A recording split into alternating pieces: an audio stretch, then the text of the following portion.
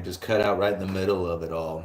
I don't know if anybody's planning on coming back, but I would just love to say goodnight. That's all I really was gonna try and do is like, say goodnight. That's the reason why I fired the live stream back up. So we'll see if anybody joins back in. If not, I may not even upload this video.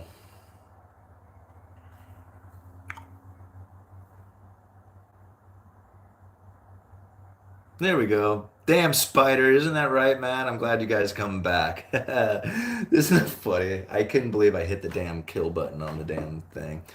But it's cool that you're back. I forgot the question that I was answering on there, but what does it say? You beat me. What's up? Cool. It's good to see you back, man. All right, Columbus, Ohio, checking in. Right on. Thumbs up or hit it there. Okay, what exactly do you mean when you say MMT? Because I thought MMT was what the banks do when they sell assets to the Fed. When they sell assets to the Fed, which happens all the time. Now, if I'm understanding it right, maybe I'm misunderstanding what it is that we were talking about on there. But from what I was gathering, MMT is modern monetary theory, which is basically where deficits don't matter, right? I mean, this is where like the government can issue out checks in a UBI kind of fashion where, everybody gets a basic cost of living, check, and that nobody really falls into poverty because the government can just print up as much money as will. I'm probably like saying this a little too simply as far as modern monetary theory goes. There's probably some people who could explain it a lot deeper in detail than me. My only argument to the whole idea of it, this modern monetary theory, is that it doesn't exist. It's kind of like a BRICS currency. People say, well, what do you think about the BRICS currency? And it's just like, that doesn't make any sense. It doesn't exist, right? I can't give an opinion about something that there's no evidence of, right? So that's the way I feel about modern monetary theory. It's not something that has ever been really used. It's just a theory that people have come up with. So there is some evidence of modern monetary theory type things that have happened within the economy in certain nations out there and stuff. Like I said, with like the UBI, just issuing out checks and stuff to people for a basic cost of living, expense, but never has there ever been one that was tried for like years. Like this is the way the economy operates, right? It was more of these little testings that had happened, and that really irritates me a lot of times when I see like people showing evidence of UBI testing in a particular area and showing like how awesome it was, and I'm thinking there's no way that you could have possibly have sampled a trying or a trial of UBI. It's impossible because just the very nature of the word, universal basic income, right? Universal, meaning that everybody gets it. Okay. Now, if you take a group of people, a big group of people, and you take a small circle of those people, like a small amount of them, and you draw a circle around them and you give them a particular, then you're going to have those people being affected than the rest of them in a much different way, right? So when you say, oh, wow, we gave this really little circle of people some UBI, we gave them a check every single month for a year, and you would not believe how much better their life was comparatively to the people outside of getting that check. Well, no kidding. Right? No kidding. You give like a small select of people a particular, and it's going to change their life in a way that everybody else doesn't. Right? But if everybody got that universal basic income, and I mean the rich to the poor, you know what would happen? The poor would spend it wildly, and the rich would invest it, and then there will be this huge separation between the classes, right? Because that's what happens when new money comes in, right? No matter how you do it. So now you have to have a concept that combats that, right? Which means you have to tax the piss out of the rich, which is really going to go really well over on the rich, right? Because they love being taxed really good, right? So you can see how this whole theory starts to begin to fall apart. It's not a great concept because there's no real theory out there that has ever been practiced and proven to have worked, right?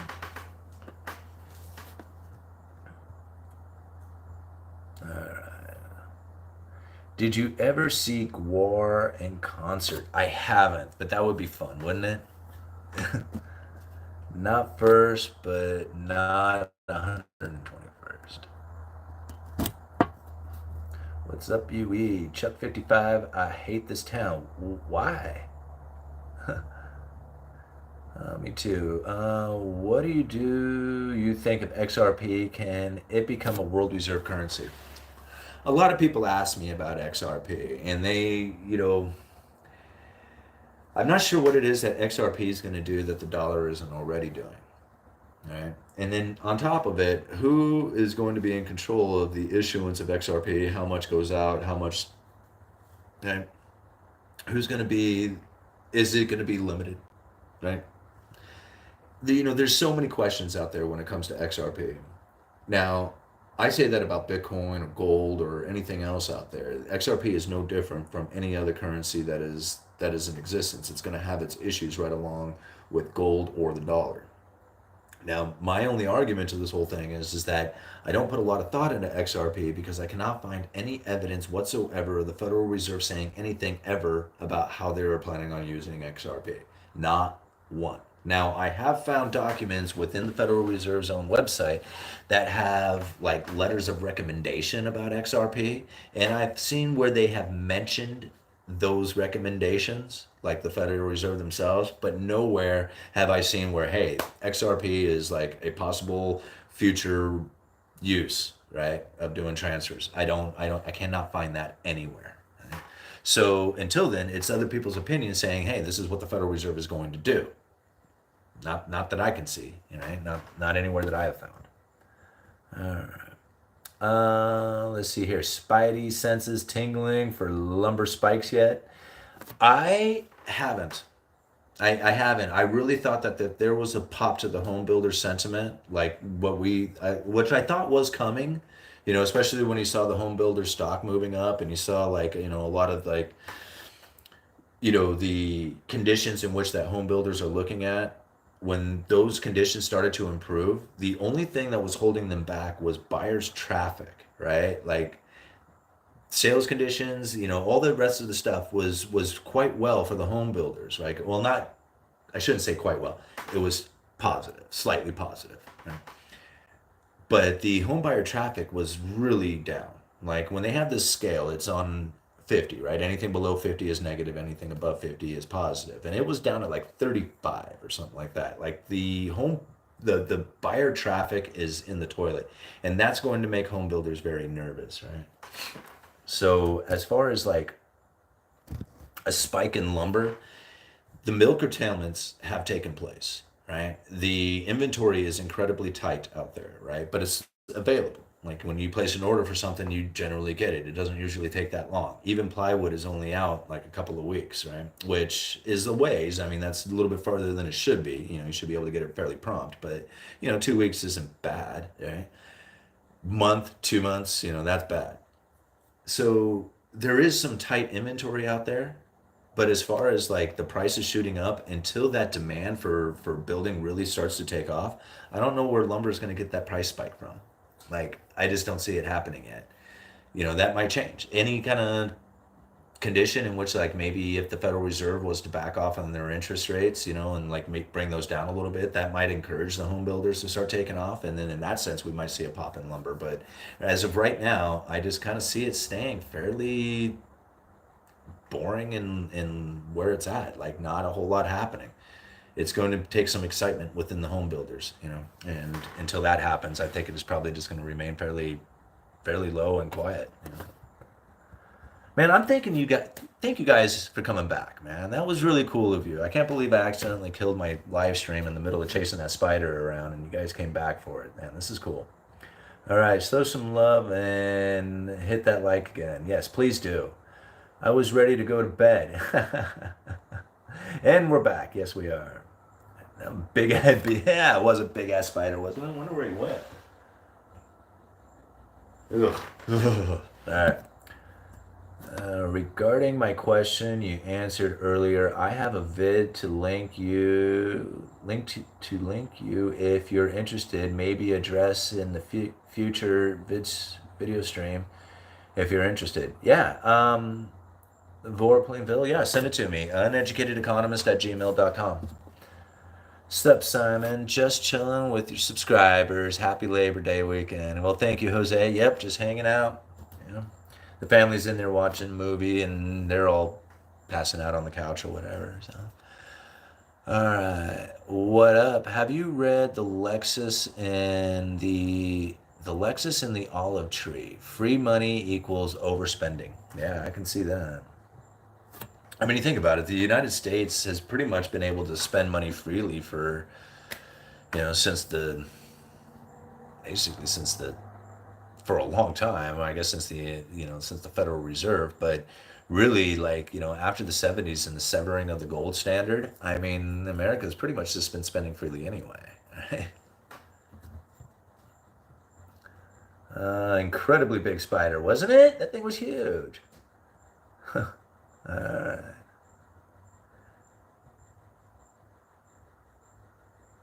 Late night economist, yeah. Poop zoomies. Been a while. Chicken live. Hey, it's great to see you. Map gas torch works on spiders. Yeah, I could see that. Especially that big ass. Man, that thing was huge. It's like big giant house spider. All right. The video link. There is a series of numbers and letters. Can you provide that to the video you mentioned?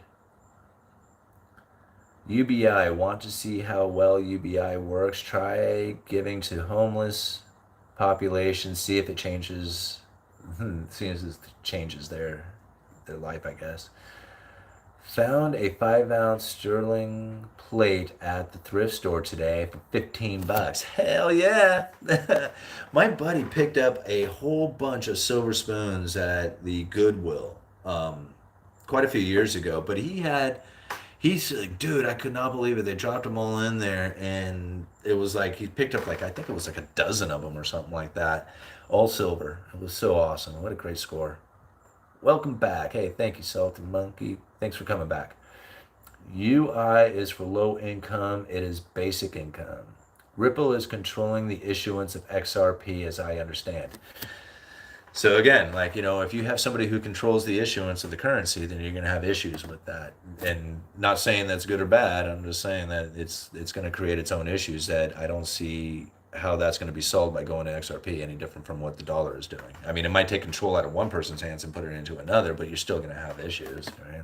It doesn't fix anything except for who has power. And I'm not saying there might be plenty of evidence out there that says, no, you're wrong, man. There's all kinds of, safety nets or something that's going into it. I don't believe that. Currencies, from what I have seen, there's only two types of currency. One that everybody trusts and one that everybody has to trust. It's just like, that's it. And so, even like with the Roman days when they got, when they had a lack of liquidity within their own nation and they were using steel, that was like, steel wasn't any better. They were taking the money and using the money itself to create other items. And they were like, man, you can't take the money. We gotta do commerce with it. So stop making stuff out of this money. And they ruined the money by putting vinegar into it. And that was something that we were reading in Cantillon's essay. And I find that to be a very interesting story, part of it. It was just like, they were such a desperation for liquidity that they used steel, which had no value, or in fact, the value was so little that they were stealing, making stuff out of the money instead. That's a very common situation that happens with the rise of these nations, and they get to a point where you can no longer provide the liquidity that they once had, right? And so you got to start debasing the money to provide the liquidity for everybody, and then that debasement eventually falls everybody into poverty. But it's the same story. It's just a little different. But now, Simon won against the spider. No, the spider still lives. He's out there running his life. He's okay. Inside the house, it's a different story. But outside the house, spiders can do their thing. Chickens will get them. All right. Best cryptos are BTC, Chainlink, Solana. Thank me later. Are you live again? I am live again, man. I prefer commodities over crypto. IBS is total pain. Man, look, almost everybody came back. 115 of you, right on. Hit the like button again, guys. Please. Please hit the like button. Oh, I'm just kidding. I don't give a shit. Yeah, I just want more people to come into the live stream. All right. Waiting for the lag effect to run its course requires an infinite amount of patience. Yeah, no kidding, right? Because that's one of the things, like once you are aware of a lag between the time that the Fed makes its move to the time that it actually impacts the economy, it's so difficult to sit around and say, are we experiencing it yet? Like, how long does it take? Is it going to take 6 months? Is it going to take a year? You know? And then, like, does the credible threats or the forward guidance, does that move that lag period up closer to the time that they actually do the impact? It's really, it is. It's like that takes a lot of patience to really see that happening, because once you do the move, you have to wait for it to actually impact the economy. And so a lot of people were like, man, the Federal Reserve has interest rates at 5% and it has this kind of impact on the economy. Not yet. 5% will here very soon, right? All right, end of September. What happens at the end of September? Can somebody explain to me what it is that's going to happen at the end of September that we're supposed to have this market crash? Like, I mean, I'm not trying to deny that it's going to happen. I'm just kind of wondering what it is that's going to take place. Is it the same thing like the September of 2019, where all of a sudden we ran into a liquidity crisis due to a big giant corporate tax payment that left the banks with very little liquidity in it? I mean, is it that kind of thing that's going to happen? I don't know how many people actually saw that one coming. That seemed like it took everybody by surprise. But the Federal Reserve knew that was going to happen, because they, like I said, we did that video talking about the how things were changing and how the Federal Reserve wanted to set up a standing repo facility. So they knew that there was going to be a liquidity issue coming in the future, and they were getting prepared for it. All right. Once the populace is hungry for dollars, they will crash the value of the assets. All right, I just want to say thank you for your time and knowledge. Well, thank you, DJ Moss. I don't have anyone in my life to look up to, and your videos and live streams have brought me much joy and guidance. Well, man, dude, thank you. I really appreciate that, and come back, man. We keep doing this. We're a community here, trying to figure this thing out. We're all like, throwing our ideas around, sharing what it is that we feel is taking place, and man, I'm glad you're part of this. All right, queued up next. Thank you. Let's see. Diversification of investments. Yes, crypto. Yes, gold, silver, and finally, yes, invest in spiders.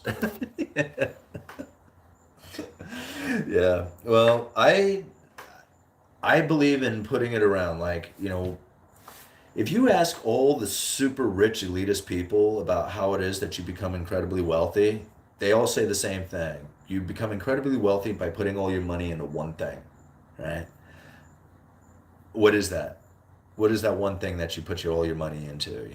And that's really where I think a lot of people end up getting very, like, burned on a lot of their investments, because they just have this really wishful thinking on it. Um, I don't know if that's necessarily the safest way to go. I mean, it might be a way that you can make an insane amount of money at it, but really, I think, spreading it out like the way a lot of us do, getting into cryptos, getting into gold, having stocks, having real estate, having, different places that you can put your money towards when you see that the buying opportunities are there. That's really, I think, probably better for most of us who are not the most savvy people when it comes to trading. I mean, maybe some of you out there are really good at trading and understand the stock market and how to put money towards things and getting a good return off of it. Most of us are probably going to have to act a little bit more passively when it comes to how they invest. And that's where I find dollar cost averaging has probably been the best thing that I've ever done. I tried doing trading. I've made some money trading, but really for the most part, it was very frustrating and I didn't do very well at it. And again, like, I don't think economists are investors or investors are economists. I think that's two very different things. And I'm a much better economist than I think I am an investor. And, just working and making an income and putting some of that money away every month, I think is probably going to be the best opportunity for me to have any kind of thing, any kind of future, as far as that goes. But, considering how broke I was just a few years ago and where I'm at today, I think I'm doing pretty well. Like, I mean, I think the momentum that I'm on is fairly decent. September crypto traditionally got wrecked. These coming months are the time to buy the lows and hold it till 2025 and sell. Can you talk about the BRICS and how it might turn out? I think To be honest, I really feel the BRICS and all the media attention to it is complete propaganda. I mean, I think it's propaganda, and the reason is that from some of the things that we discussed in the previous live stream that I did just a few minutes ago before I started chasing the spider around. When you look at some of the theories like Gresham's law and Triffin's dilemma, it doesn't really give the opportunity for the BRICS to just rise to power, right? Although a lot of people will feel that way, I just don't think that it can happen in such fashions. I think what really is going to have to happen is like America has to either collapse, right, and then some other power, starts to emerge from that, or what's going to end up happening is that another type of currency can come in to compete with the dollar, but it's not going to be like a BRICS nation's currency. It's going to be some sort of form of like SDR cryptocurrency kind of thing. Um, I, I can see where a lot of people would be like shaking their heads, saying, "No, you're wrong." There's plenty of evidence that they're trying to set up a brand new world trade, all this other stuff, and like completely get out of the dollar altogether. I can see where a lot of people would say that, but and there's plenty of evidence to show that. The only thing that I'd have to argue about that is that when you look at, like I said, some of the things that we were discussing in the last video, there's some forces that are at play that just simply doesn't allow that to occur, right? Like if you were to introduce a currency into the system, even one that's supposed to compete with the dollar, what would that do? How would that look? And how would the economy react to that? I mean, we just learned from Venezuela that when they said, okay, here, you can use dollars in the nation again, what ended up happening is those dollars flooded into Venezuela. It created a really good economy that was booming. Everybody was happy. But then the most industrious people started hoarding onto those dollars. And then the lack of dollars were there in the country. They fell right back into the position that they were in. So when you introduce a currency into the system like that, like how does that occur? Like, can you introduce a good currency into the system? Like here in Venezuela, all these dollars started flooding the system, but those were people who were taking advantage of how much they could acquire for their dollars, right? They saw a buying opportunity there like anything else. But once those dollars were in the system and it was being used in the economy for commerce, it immediately almost disappeared, right? Because bad currency, the bolivar, was chasing out the good currency, the dollars, and the most industrious people took all those dollars for themselves. That same scenario would happen on a global scale, right? So let's say, for example, somebody was just like one of these nations, the BRICS nations got together and they were like, hey, we're going to introduce a gold standard, right? We're going to introduce this gold currency.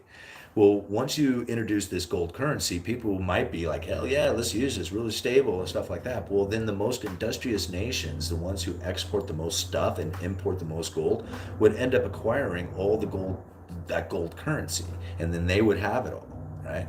What ends up happening from that is Cantillon effect starts to kick in. They raise their standard of living. They start exporting their manufacturing, importing foreign production, and eventually deprive themselves of their own gold by sending their gold out to the rest of the world, and then they fall into poverty. So these are the economic forces that take place. So we can talk about it all we want, right? And we could say and kind of come up with these ideas of what the future is going to look like with these currencies, but it doesn't mean that that's what's going to happen. I mean, even just for example, like China, going to be the world's biggest economy, is now, there's a lot of evidence out there saying, well, they might have peaked out. They may not be going any further than where they are and actually falling the other way, right? So just because they're talking about it, just because they put evidence out there or show evidence that these things are occurring, doesn't necessarily mean that that's going to be the way it ends up going. Like, just take Venezuela, for example. When those dollars were ripping through the economy, creating this nice bounce, busting, booming economy, or not busting, but this booming economy, there could have been an economist coming out there saying, look how awesome the dollars are in Venezuela. Yay, great economy, everything's awesome. But then there could be somebody else sitting there going, well, if you don't continue to keep injecting those dollars into this economy, you're going to fall right back into where you were after these dollars get hoarded out of the economy, right? But how many people would know that or know to recognize that? You kind of see where I'm getting at. So just because it's being talked about, just because there's evidence of it, doesn't mean that the economic forces that are out there that have, like, Triffin's dilemma or Gresham's law, aren't going to kick in. They will kick in. Like, it eventually will prove themselves to be accurate when when it's too late by that point, you see. So I'm not saying that, like, the BRICS nations aren't going to rise, but I just don't think it's going to rise in a competitive fashion that a lot of people are thinking it's going to. Really, in order to knock the dollar off of that pedestal, you have to have something that trades one to one with the dollar and then becomes bad, right? And that will shove the dollar out. So if everybody is using, like, we'll just say we got the dollar and then we got the new imaginary currency that's now existing. Okay, I don't know what to call it. As long as they trade one to one, everything's cool, because then you can start moving the dollars out of the system, just leaving the new imaginary awesome currency that's out there in the system. More people are using it, thinking that they can exchange it for dollars, the more accepted it becomes, right? Well, once those engulf the entire world and everybody's using it, well, then you can actually dislodge it, right? No longer one to one with the dollar. It can become a bad currency, and people will start hoarding the dollars away because it's the good currency, and the only thing that would be left is that bad currency that has now engulfed the entire world. It's how the dollar was able to take over the gold from the gold standard, because gold was the main currency around the world, right? Everybody was using gold, but then they ran out of the ability to do transactions because there simply just wasn't enough gold to the amount of transactions that were happening out there, and they were really demanding liquidity. And that's where the United States and the Federal Reserve was like, well, here you go, right? Here's all the liquidity you need, until they had printed way too much, and then they won, all these nations with dollars were like, well, we love the ability to do transactions, but now we want our gold, right? And the United States was like, no, I don't think so. You guys wanted that transactions far more than you wanted the gold, so now you can do transactions and we get to keep the gold, right? And that's essentially what ended up happening. All right. When I die, I want to come back as a spider so I can hear girls say, "Oh my God, he's huge." That's a good one. All right. Have you been to Olympic National Park in Washington State? I haven't. That sounds like fun, though. I might do that. Take the boys up there. All right. What is going to take to fix the housing market? Well, what needs to be fixed? Like, in my position, I'm okay. So I'm not trying to, like, brag or anything like that. But what I'm saying is I don't need anything to be fixed. So what does fixing the housing market mean? Does it mean that everybody has the ability to buy a house? I don't know if that's ever going to be a possibility, right? I think fixing the housing market would mean that you have the ability to build your own house. I think that would fix the housing market, because then you don't have to rely on banks or anybody else. You can just go and use your own efforts to go build a home. Unfortunately, they don't build homes in a way that an average person can go and do it anymore. I mean, there are people who can do it, but for the most part, the average guy who isn't, like, in the construction trade already probably isn't going to be building their own home. I mean, they could, but I just kind of doubt it. So that's the fix, in my opinion, is to be able to build your own home, right? Other than that, there is no fixing it. I mean, Cantillon talks about, the lack of houses back in the 1700s. I mean, even on the Roman tablet that I kind of refer to, of this guy who was describing his life back in the Roman days, he had three things that were his major concern. Where do I get my next meal? What do I do if I get sick? And how do I pay the rent? I mean, these are three things that will never change throughout history. You'll always be wondering where you're going to get your next meal, what happens if you get sick, and how do you pay the rent, right? I mean, I don't think there's any fixing that. I mean, if there was ever a time in history where those things were not a concern, then we can have a model that we can go from. But that doesn't exist. It doesn't occur. So it's like, it won't. There is no fixing it. It's about you figuring out how the economy is working and what you need to do in order to interact with it. That's really that would fix it, for you anyway. And I don't know about everybody else. All right. Do you have a reason why food companies like CBB, Campbell Soup Company, met earnings and raised the outlook? I think they made a new low Friday. I I couldn't tell you about Campbell Foods. Like, I mean, personally, I don't know about that particular company. I mean, I know who they are, but I haven't read anything up on it, so I couldn't give you any details about it. I know my dad came home today. They went to the grocery market. He came home with like 3 giant packages of chicken. He was really excited. This is like, hey, 3 for 1, right? So he got 3 giant packages of chicken for buying just 1 package, right? So it seems to me that a lot of these companies out there are sitting in a position in which that there's not a lot of sales happening, and they are reducing their prices or doing everything they can in order to try and get those products to move off the shelf. This is actually one of my predictions that I made a long time ago, and this is going to be this. This is one of the this is actually a warning sign of food shortages coming. Like, this is how I end up seeing these things ahead of time, is that if you have somebody who is selling what they would normally sell a package of chicken for, but now they have to sell it for 3 times less in order to move that product, how much reinvestment are they doing into more product? Think about that. They're trying to sell 1 package, they can't. They do 2 for 1, they can't. They do 3 for 1, they finally able to sell that package of meat. Right? How much reinvestment are they going to do into meat right now if they have trouble selling it? It's going to shrink. Right? So once this inventory clears out, because people are going to be like, whoa, hey, look at this, all this cheap chicken, right? And so they buy up all that chicken, and then all of a sudden there's no chicken left, right? Because the reinvestment that went into it had depleted so much during the time of which they had a massive inventory. Give it some time, right? And the prices will shoot up. Those who produce chicken will like, oh man, I want to take advantage of those prices, and they start reinvesting back into chicken houses and raising birds again, right?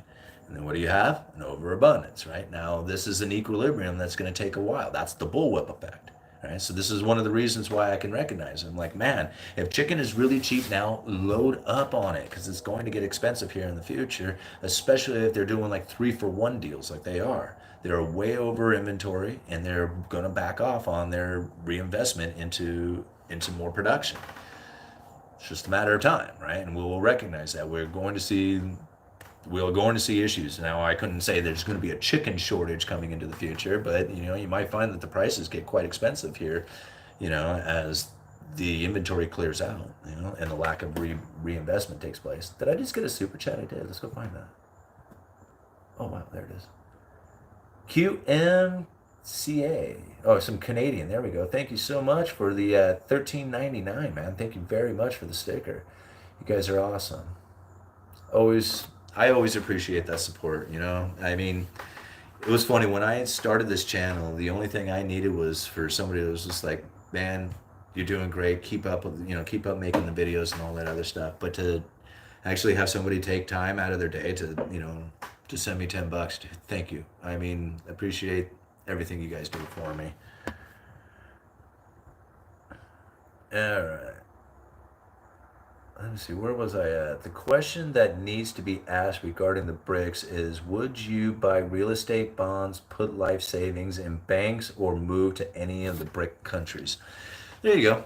That's a good way of putting about it. I mean, how much faith do you have? Do you want to pack up, you want to sell all your dollar-denominated assets, get out of the United States, and go move over to India and invest there? Or China? I mean, Brazil might be kind of cool. It's, I don't know. Maybe. I don't know. All right.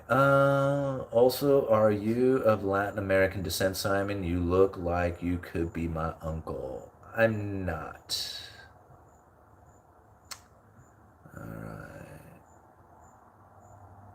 I bought Job PD, which both has no debt, which Job is a staffing company, which was smart by paying off old debts, which Zax has strong buy on them. All right. Would you have smart contracts? You would have smart contracts, one for every country. With the alliance, each one could be based on whatever that country wants. Russia for oil, South Africa for gold, diamond, etc. It would. Yeah, I can see where smart contracts could really kind of balance a lot of stuff out. But then again, I don't think that it would actually succeed in a fashion that would prevent the most industrious nation from taking all the wealth. I think no matter how you set it up, I think that would eventually happen, Because essentially what it comes down to is like, imagine yourself and you're really good at what you do in whatever production you make, right? You're just really good at what you do.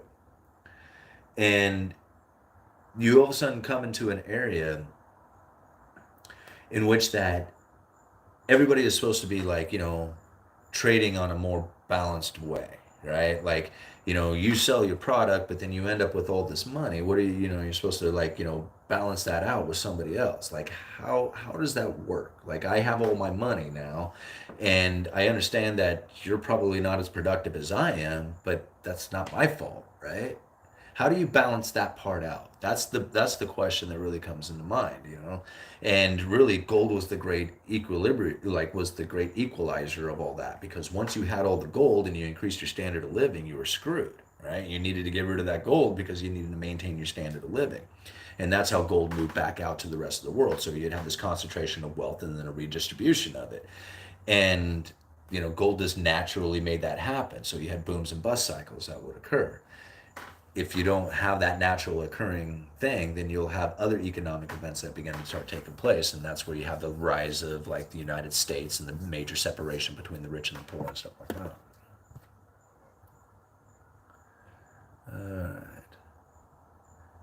All right. Compete externally as BRICS with the dollar. I also bought PAGs before earnings, which will do well by the type of company with low PE and low debt.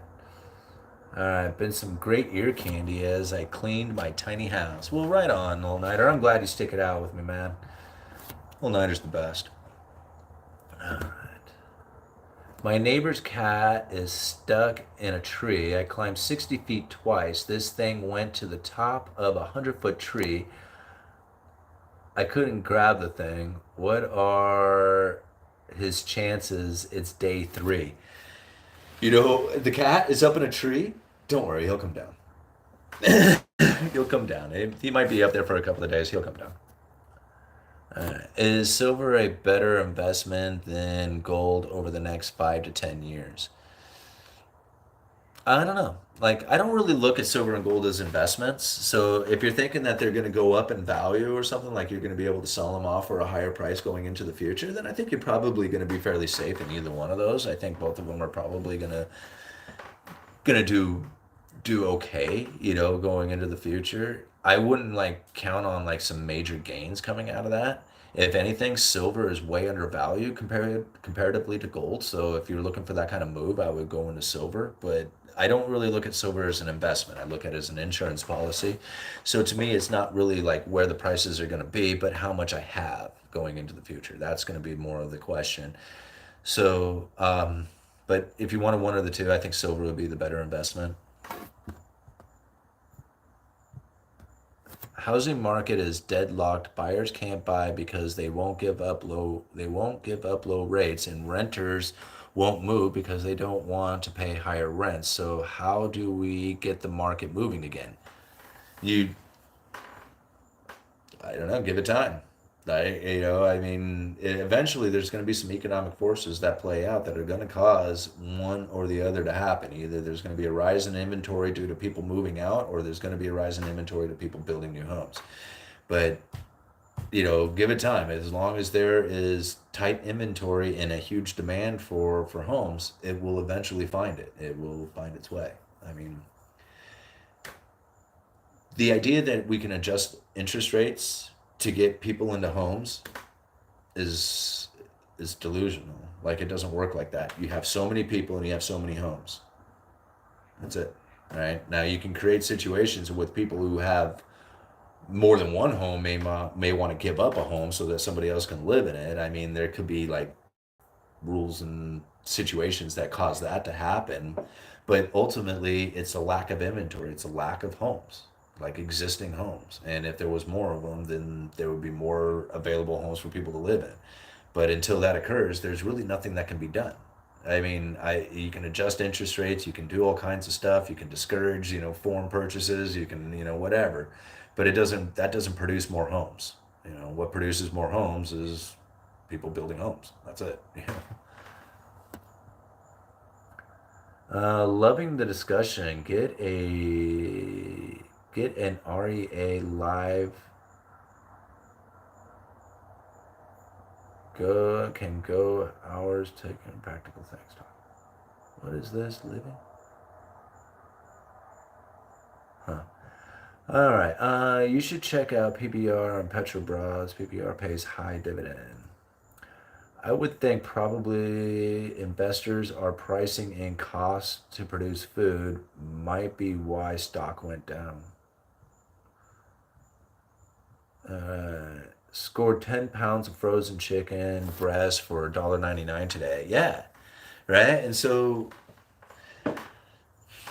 again, I think about like the video that we had just recently done talking about them shutting down a bunch of chicken houses. And somebody kind of threw an argument out there saying, dude, that's not why they're shutting down these chicken houses. They're moving them to more efficient locations and stuff like that. And I'm like, yeah, that's exactly right. That's exactly the whole argument. The whole point of everything is that, and not everything, but that is one of the arguments of things, is that when you see a location, a factory is shutting down. Why? It's because it's not profitable. Why? It's because it's too far away. It's because the labor cost is too much. It's because the facility is old and it's not efficient. So this is the same thing that happens for a lot of manufacturing that goes out there, right? So you become this manufacturer and you start increasing your wages for the people who work there. You start increasing everything that's going on. Well, then you find competition, or you find another location that is cheaper to manufacture in. And then you shut down operations and you move to that other location. So this is one of the things that we're experiencing. Even though it might stay within the United States, the idea that you shut down 3 factories so that you can build 1 mega factory, right? You see how all these jobs got lost, but yet, the efficiency for the company as far as being profitable is now there again. If that continues, they may even find where that big huge mega factory still isn't enough, and now they have to buy chicken from outside the country because it's just not, you just can't even produce it in the nation any longer. I mean, you can give it any reason you want, but that's like, to me, that's the view that I see of it. All right. Thanks for all your advice. Well, you're welcome, QM. Thank you. All right. So, the bullwhip effect is known as the slinky effect in traffic. Yeah, right? Where you have like, people traveling at different speeds who group up and then they're spacing out again. Yeah. Where can I buy T-bills? You go to treasurydirect.com or .gov or org or something like that. Treasury Direct is where you get it. It's really, really, really, they make it so easy. It's like one of the easiest things in the world to do. Yeah. All right.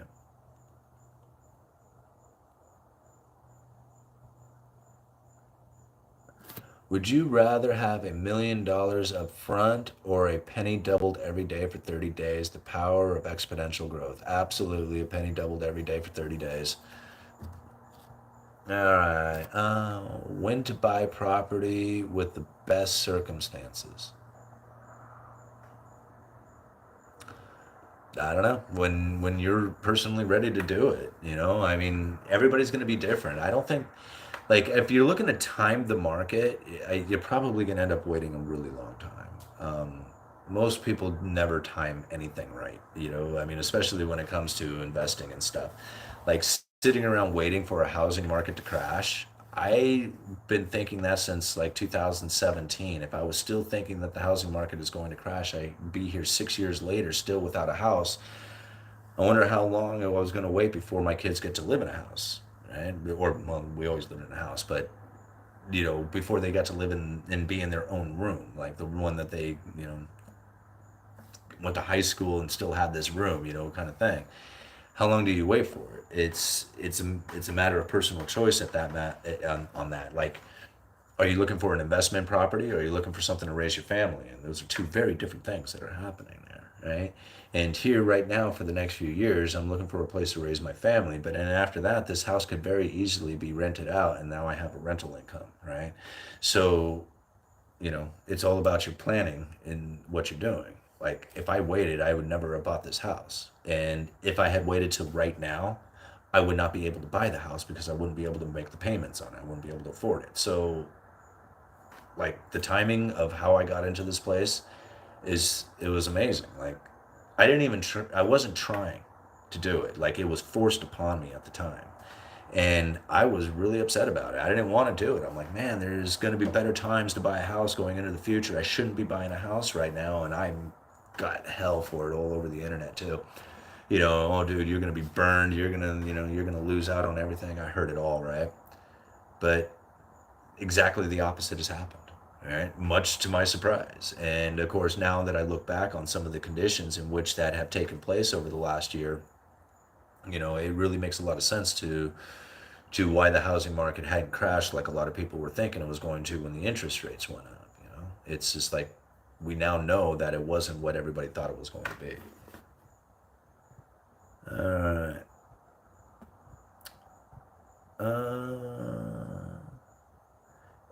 Is that what rich people say? Put all your money into one thing? Who said that? I'm pretty sure it was Warren Buffett.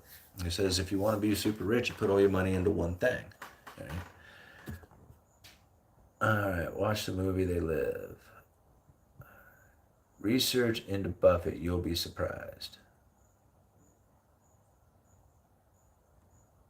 Hello, Porchman. How are people going to pay $1 trillion in credit card debt with 20% interest rates? I don't know. they're gonna do DoorDash. You can't buy a company for the dividend when food companies making new lows. All right. What will the when will the convergence happen? All right. This doll really gives me the jeepers. Do you think market is pricing in a Trump win in 2024? No. I don't. No, I don't. But then again, I don't really follow a whole lot of like the political arena kind of stuff. See, this is the thing about like the information that you take in and how you use it. If you are very politically minded, right, what you'll end up doing is you will start very much like the subconscious of putting the economic theories, right? And you're going to put this in your subconscious so that you can see it on a regular basis throughout everything you do. Well, something very similar will occur with the politics, right? So if you are very politically minded and everything that you do in your life has this political thought that's backing it, very much like the guy we were talking about the other day at the store when I was selling him some plumbing fittings and he saw the price of it and he goes, God damn Democrats, and he gets all mad about it is because everything within his political view is, or everything in his economic view is politically minded. So the money he spends, the decisions that he makes, everything he does all has like these politics involved. So if Biden is in office or if Trump is in office, he'll be making very different decisions on what it is that he plans on doing for the future. And to me, like that is then causing the politics to now dictate your reality, right? And that's really where I think a lot of people end up putting themselves, especially when they study so hard into politics, right? Is that you will find yourself like blaming other people, like if it wasn't for them then this whole world would be so much better. You'll get that kind of thing going on. But then again, you will also be limiting yourself to the possibilities that are out there because of the political mindset that you have. Will say, I can't do this because these guys are here, or I'm going to be limited because these guys are doing that, right? And so if you were to wipe those things away, right, to say, man, they're not part of my view anymore, well, then the political decisions that are out there that are being made don't affect you. They don't affect you or your reality, right? Even though people will say, no, it does affect your reality. No, it affects your reality because you allow it to affect your reality. Economic decisions affect my reality because that's what I'm looking at, right? That's the things that I'm making my decisions, my life choices off of. I'm not making them off of politics. So whether this guy's in office or that guy is in office, it doesn't make any difference to me, right? Because my view doesn't include those people. And so my reality doesn't include political decisions in it either, right? And I know a lot of people who probably hear that and just be like, dude, my reality is the same as your reality. It's really not. It's not. Like each one of us sees our own reality and deals with our life in a much different fashion from each other. We can both be in the same place and experience the same things, but in our mind it's not the same outcome and it's not the same experience, right? We each individually, create our own realities. And so I choose not to use political atmosphere. I mean, it's just like that is not something that is going to be beneficial to me in any way. Like I cannot find it at all. Understanding the financial situation of the world, the monetary policies, stuff like that, I think does have a very big impact. It changes the interest rates, it changes the way, loans are made. And in my opinion, that is much easier to understand than 10,000 political thoughts that are come bombarding at people, warning you or encouraging you or telling you or whatever. Like all that stuff is just so much noise. It's very hard to absorb all this and then be able to guide your future off of that, off of that information, because it's just so like, it's so intense and so like dramatic and not even, and a lot of that doesn't even really come to fruition. It's just talk, right? It doesn't even have anything to do with anything. And so I'll see like somebody was, I think my mom brought it up. She was just like, oh, they just want to make this. There's this law that they brought up or something, that they want to limit people to drinking 2 beers. And I'm like, that's the funniest thing I've ever heard. Like, how are you gonna limit somebody to drinking just 2 beers? You know, like I've been an alcoholic in my life. There is no way that anything would ever limit me to drinking 2 beers. Nothing, right? I don't care what law you make. I don't care what rules there are out there. I don't care about any of that stuff. There is no way that I will be limited to drinking 2 beers, especially when I was an alcoholic, right? And so, again, when I hear like the politics of that, I'm like, I just laugh and I'm like, I am not concerning myself with any of that. None of it. So that's the way I look at it anyway. All right, so guess who's back? All right, Buffett also have insider information. Yeah, he does. So did the Federal Reserve. Like a lot of these Federal Reserve um, officials and stuff like that, they've been busted for insider trading. There was I forget who, right at the beginning of the pandemic, there was like 2 or 3 of them who quit, right off the bat. They resigned because of their insider knowledge of and some of the trades that they had made right before the stimulus packages had come out. Hardly anybody talked about it. And I'm like, man, these guys are just scamming everywhere, right? I mean, just totally taking advantage of their power and their knowledge of what it is that they are going to do into the future, and they position themselves to make hundreds of millions of dollars, and then they paid a fine, which was the cost of doing business, and they lost their job, which they don't really care about anyway, right? And so, to me, it was just like, man, what a corrupt system, But whatever, it's just the one that we have to deal with. All right, Shady's back with a friend. Not sure what it even is. Okay.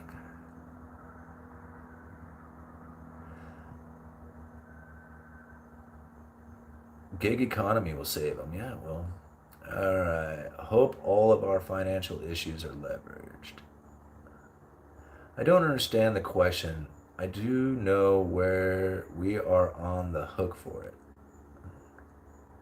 Dude, I've done exactly what you described. I drive a POS that I fix myself, don't go to restaurants frequently, and right before the pandemic, I started prepping.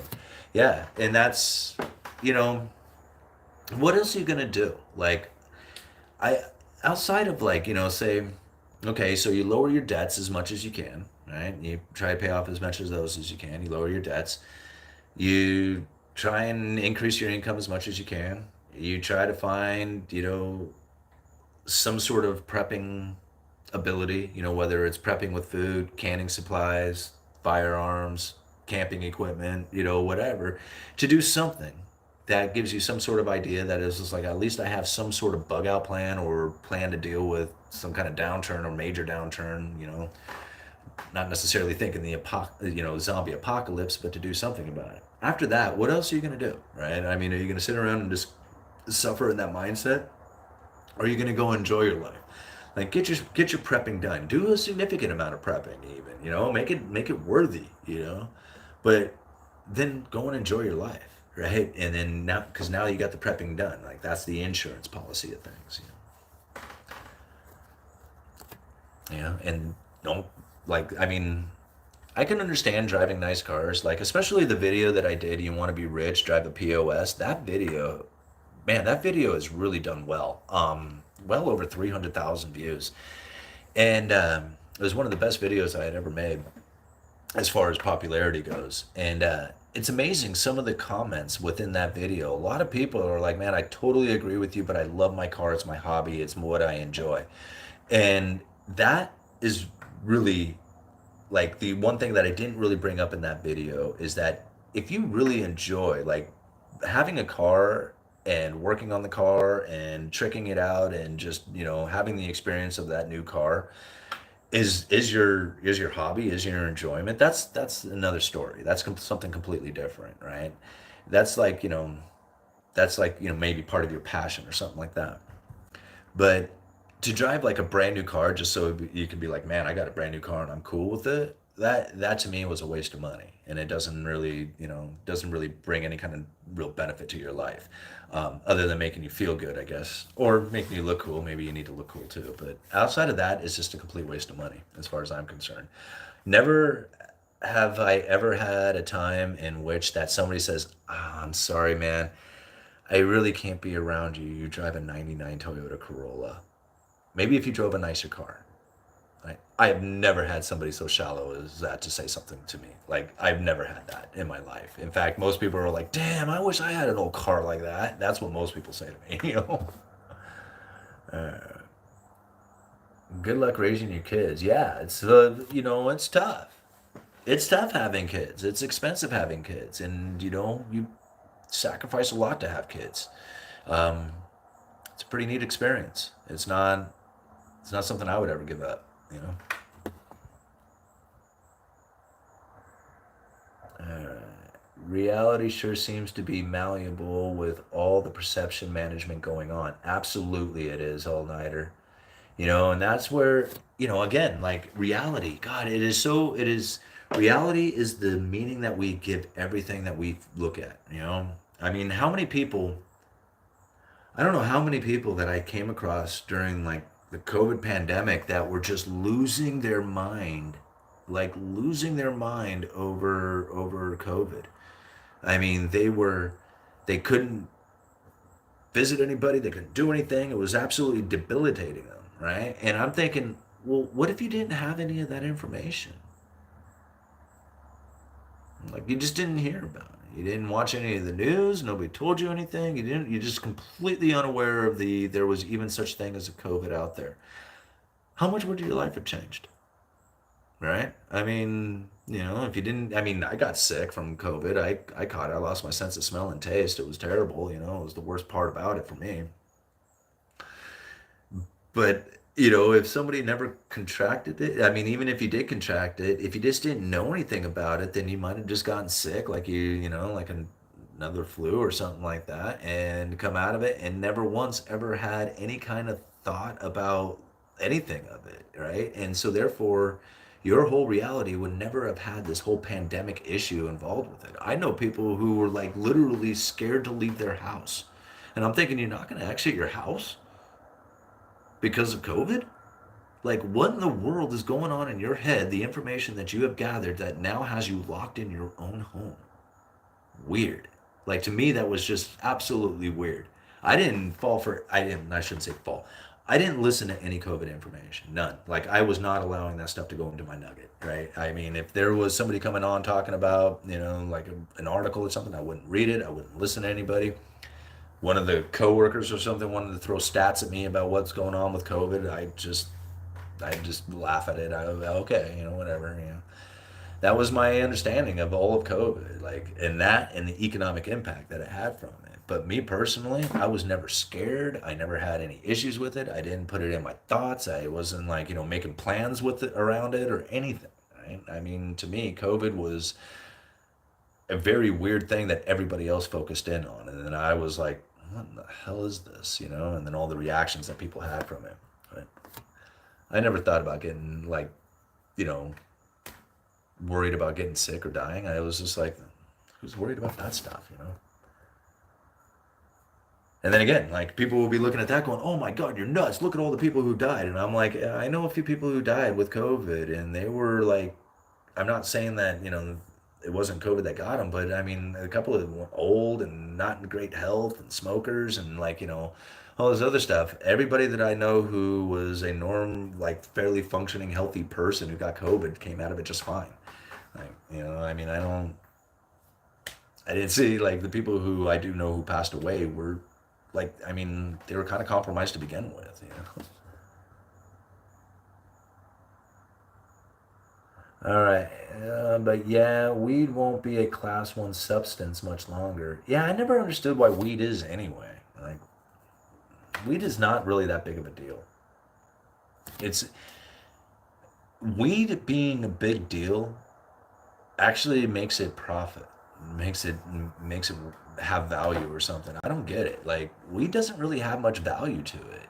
I just and somebody kind of argues saying, no, look at all the products that you can make from hemp. Okay, well, I can get that part of it, but for the most part, weed isn't grown for that industrial use. I mean, I guess maybe nowadays it's a little bit more. Most weed is grown to get high, right? And that's, I mean, just that's the reality of the whole thing, right? I mean, I've seen it plenty of times. I grew up in Oregon. Oregon has always had weed decriminalized. It was never a crime to have weed in possession, right? You paid a fine. It was a misdemeanor for possession, and then you went on your way. Nobody went to jail. Nobody lost their life. Nobody did any of that stuff. Weed has never been a big deal here in Oregon, but it was quite profitable because it was illegal, right? And if it makes it illegal and you got something that somebody wants, then you got profit that's behind it. But for the most part, there's no product there. It's just, you can throw some seeds, you put a few plants in the ground, barely even pay attention to it, and it'll produce weed. Doesn't mean it's going to be great weed, and it doesn't mean it'll be abundant, but it'll definitely be some kind of product that comes off of it, and it doesn't take a whole lot of skills to make it happen. So to me, weed is like a worthless thing. It should just be out there and available, and everybody should have access to it, and there should be no crimes against it because it isn't a big deal. Like, even getting high off of it, you know, I mean, if you've never done it before, then it can be quite potent, right? I mean, it can really knock the hell out of you. But people who smoke it on a regular basis don't really get that high anymore. I mean, it's just like you get kind of high, you feel the same, only different. I watched a buddy of mine do 32 bong hits in a row. He didn't seem much different from the second one that he took to the last one he took. First couple got him high, and then after that, he was just kind of the same dude. It didn't seem like it did anything for him. And so, if you were to do that with tequila, you'd be on your lips. You'd be screwed up. Maybe you even have to go to the hospital and get your stomach pumped. That doesn't happen with weed. All right. Let's see. I thought Nancy is one of them. With my job, I can't even afford to fix my POS car. That's not good.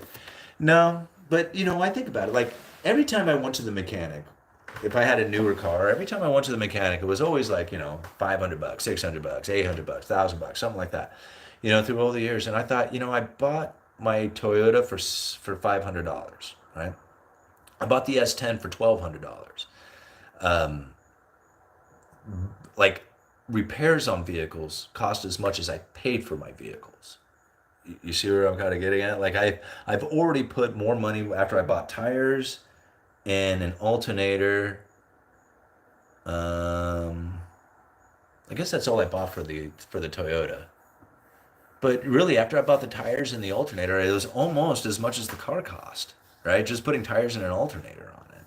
Like, if one was really like working it hard, and looking at those used cars, and especially those older shitty used cars like I drive around, I think honestly you could probably buy cars, and when they broke down, just scrap them out and buy another one and never have to repair them, right? And just disposable cars, just keep buying them up and stacking them up. Like, I have 3 cars now, right? Like, actually 4 if you count my wife's car. But the Toyota, like, it's an old 99 Toyota Corolla. It runs great, gets good gas mileage, stuff like that, but it's old. It's like the day that it might break is probably right around the corner because it's just an old car. Same thing with the S10, right? So if either one of those vehicles goes out, I have a backup, right? I got the S10 or I got the Toyota. And now that I got the Explorer, it's like I don't need vehicles anymore. Like, I think I could probably spend quite a few years, like the next 10 years or even more, driving these vehicles and never once ever to pay any money, to buy another vehicle. That's pretty cool. That's a lot of money that I can put towards retirement, you know. All right. Man, I can't believe there's 128 of you still watching. What time is it? It's almost 10 o'clock. Cool. Oops.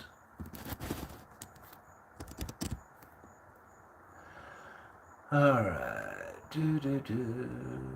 Damn straight, kids are expensive. Kevin Costner's ex needs $126,000 a month for theirs. Well, yeah. I don't even know if that would be enough, right? All right. It was life as usual. Didn't change anything. I did accept oppose tyrants more. Nothing happened. 2020 blindness. Booster shot vibes. Booster shots.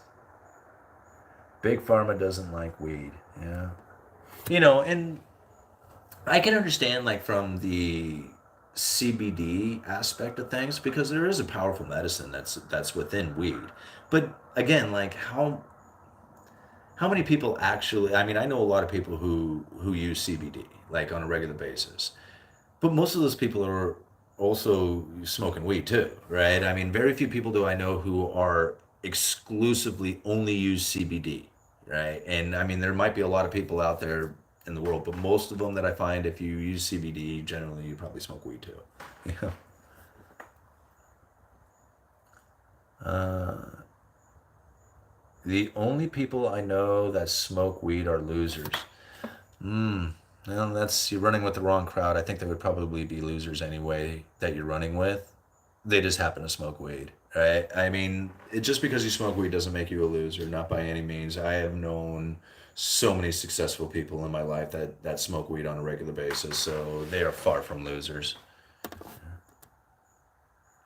I mean, even my buddy alone, like he's a millionaire. I mean, he's done quite well for himself, and I don't see where weed has any kind of like drawback to his life at all. Like it does not slow him down at all. Only people I know that smoke weed are boring. Only people I know that don't smoke weed are boring. It's up to you. What happened to the natives? The weed quality has gone down. Now think what happened to China opium. The modern opiate is social media. I just paid 5K for an S10 with 40,000 miles on it. Well, that's a pretty good deal. I'm a mechanic that is all valid about your cars. Yeah, well, thanks, man. I mean, it's just like one of the things, when I was broke as hell, man, and yeah, my cars were breaking down, it was so exhausting. Like it seemed like every week I was trying to figure out some other way to, get transportation or move around or whatever. And man, you get good at it. You get kind of good at finding cars, looking for cars, just being able to, pick up cheaper cars or whatever. And more or less, it's about like being ready to do it. Like when because a cheap car comes up and you find a good deal on it, it doesn't last long. You got to be like able to jump on it right away. Yeah. 12:47 here in Florida. Yeah, it's getting late. All right. Guess what Mexican dude started and used online code just around 3.5 years ago, now worth billions. Billions heirs are selected. I'm looking at DOL, which, okay, go back. Okay, holiday weekend. Happy Labor Day. Thank you, MLB. CBN is one that helps with sleep. Increased in cancers and autoimmune illness, more innovations, more illnesses. Wouldn't want to miss a thing. I have known incredible, successful, on top of it potheads. Yeah, I have too. Like I can see where somebody who is not like motivated in their life can be be a pothead who like you can blame that stuff on it, but I think that's their own lack of motivation. I don't think it's the weed that does it. You know, just because I've seen so many successful people who smoke, who are into weed, and so it's just like I can't. Like I've seen the same thing with alcohol and some heavier drugs too. Some successful people who are into some fairly heavy drugs into some alcohol as well, and still be able to be successful at it. But as a functioning alcoholic myself, at one time, I could see how it can happen, where you can really just be addicted to this stuff and still be fairly functioning out there. Doesn't make it great, right? Do you do you think drinking alcohol makes someone a loser? No. I don't think drinking alcohol makes somebody a loser at all. I think the overconsumption of alcohol can get you to become a loser. Like, if you can be in that sort of mindset in that life, and therefore alcohol just contributes to that. But I think just the actual consumption of alcohol doesn't make anybody a loser. I don't think the actual consumption of any drug makes you a loser. Yeah. It's all about, your actions and in what you do. Uh, Question: do we have more dollars worldwide than 20 years ago, or do we have fixed amount and what we see is the China lend us over the years?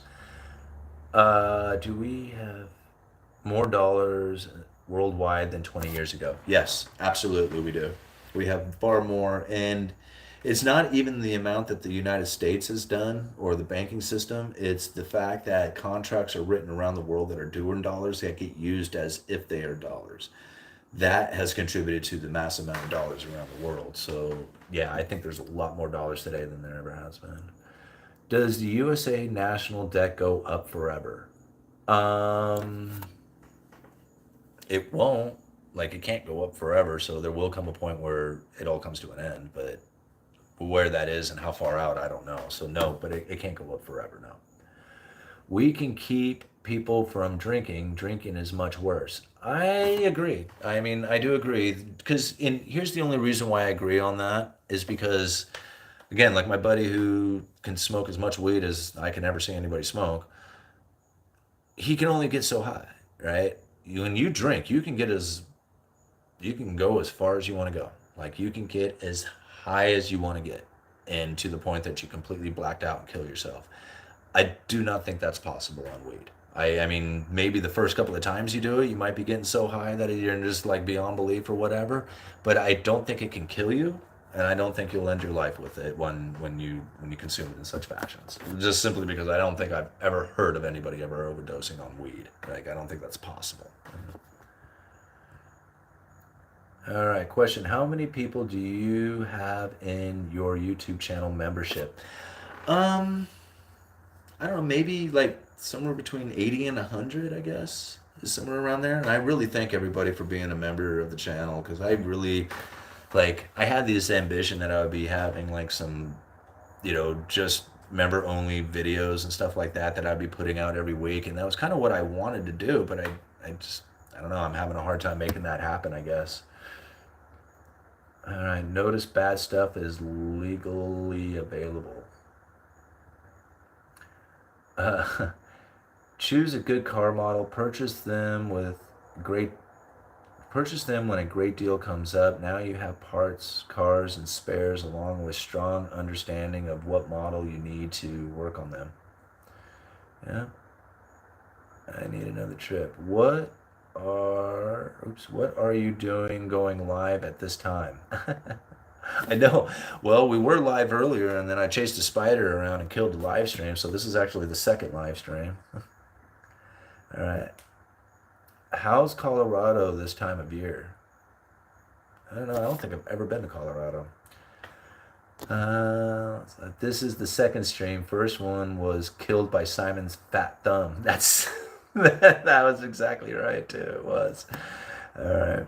China will experience what Japan went through in the late 80s. Then it will have a lost couple of decades, just like Japan did. Japan started with real estate crash too. Yeah, we very well could. I mean, and that's one of the things that, I find interesting about Japan, it's just like, so where are they like as far as the world takeover and stuff like that? They eventually got to a point where they peaked out and their demographics were just so like, you know, off kilter, as far as like their older population and lack of younger population growth that's happening there. It's just like, you wonder like what that society will eventually look like. Here, what am I? They sell more adult diapers in Japan than they do baby diapers. It's pretty interesting to think about, right? Like how many old people would exist in Japan comparatively to the young people, and how young people interact with the economy, starting families, building homes, building a life, doing all that other stuff. Do we really have that sort of society nowadays where people are looking to do that like American dream kind of thing, where you own a house and you raise a family and stuff? Does that really even exist? So, the economic impacts of where, like, say, the older generation had when they were younger on the economy itself, those impacts aren't going to be the same with the next generation, considering that the older population now takes a lot away from the economy, from the working class people. Before, if you thought about it, if you had like 3 or 4 working people for every one person who was retired, now we got like, especially in Japan, it's like, I forget what the numbers are, but it's like ridiculously off kilter, right? There's far more people retired than there are working class to support those people. So what do you do about that?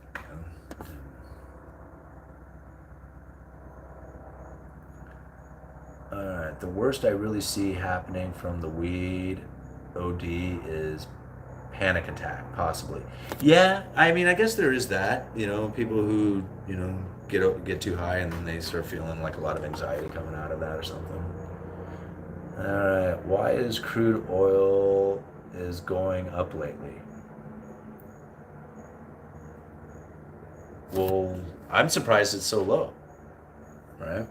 I mean I mean, to be honest with you, I mean it peaked out at $150 a barrel back in like 2005, and then it came very close just recently. Why is it half that right now? Doesn't it seem like it should be a lot more? That's a blast being here. Well, thanks, man. That's a blast having you guys here. I mean, we got 122 of you here in the middle of the night. It's awesome. Yeah, I love being a member. Well, I love having you as a member there, all nighter. Thank you. Question: how much of an effect is the war in Ukraine having on the global economy? Is it really that much of a drag? Um, well, I think it has its impacts on it, but I think most of the economy ends up reacting to a lot of stuff that's going on there. Um, Obviously there would be a much different economy taking place if that war wasn't happening. But, as far as like the overall impact, it's going to be very difficult to just say like, here's like what it's doing, right? It messes with commodity trades like the wheat exports coming out of Ukraine. It messes with these other countries who are trying to even, move their own particular wheat exports through, like, what do you have, like Ukraine, right? So here they have all this wheat, but they had a difficult time shipping it out, right? So they started using other channels to ship this grain out.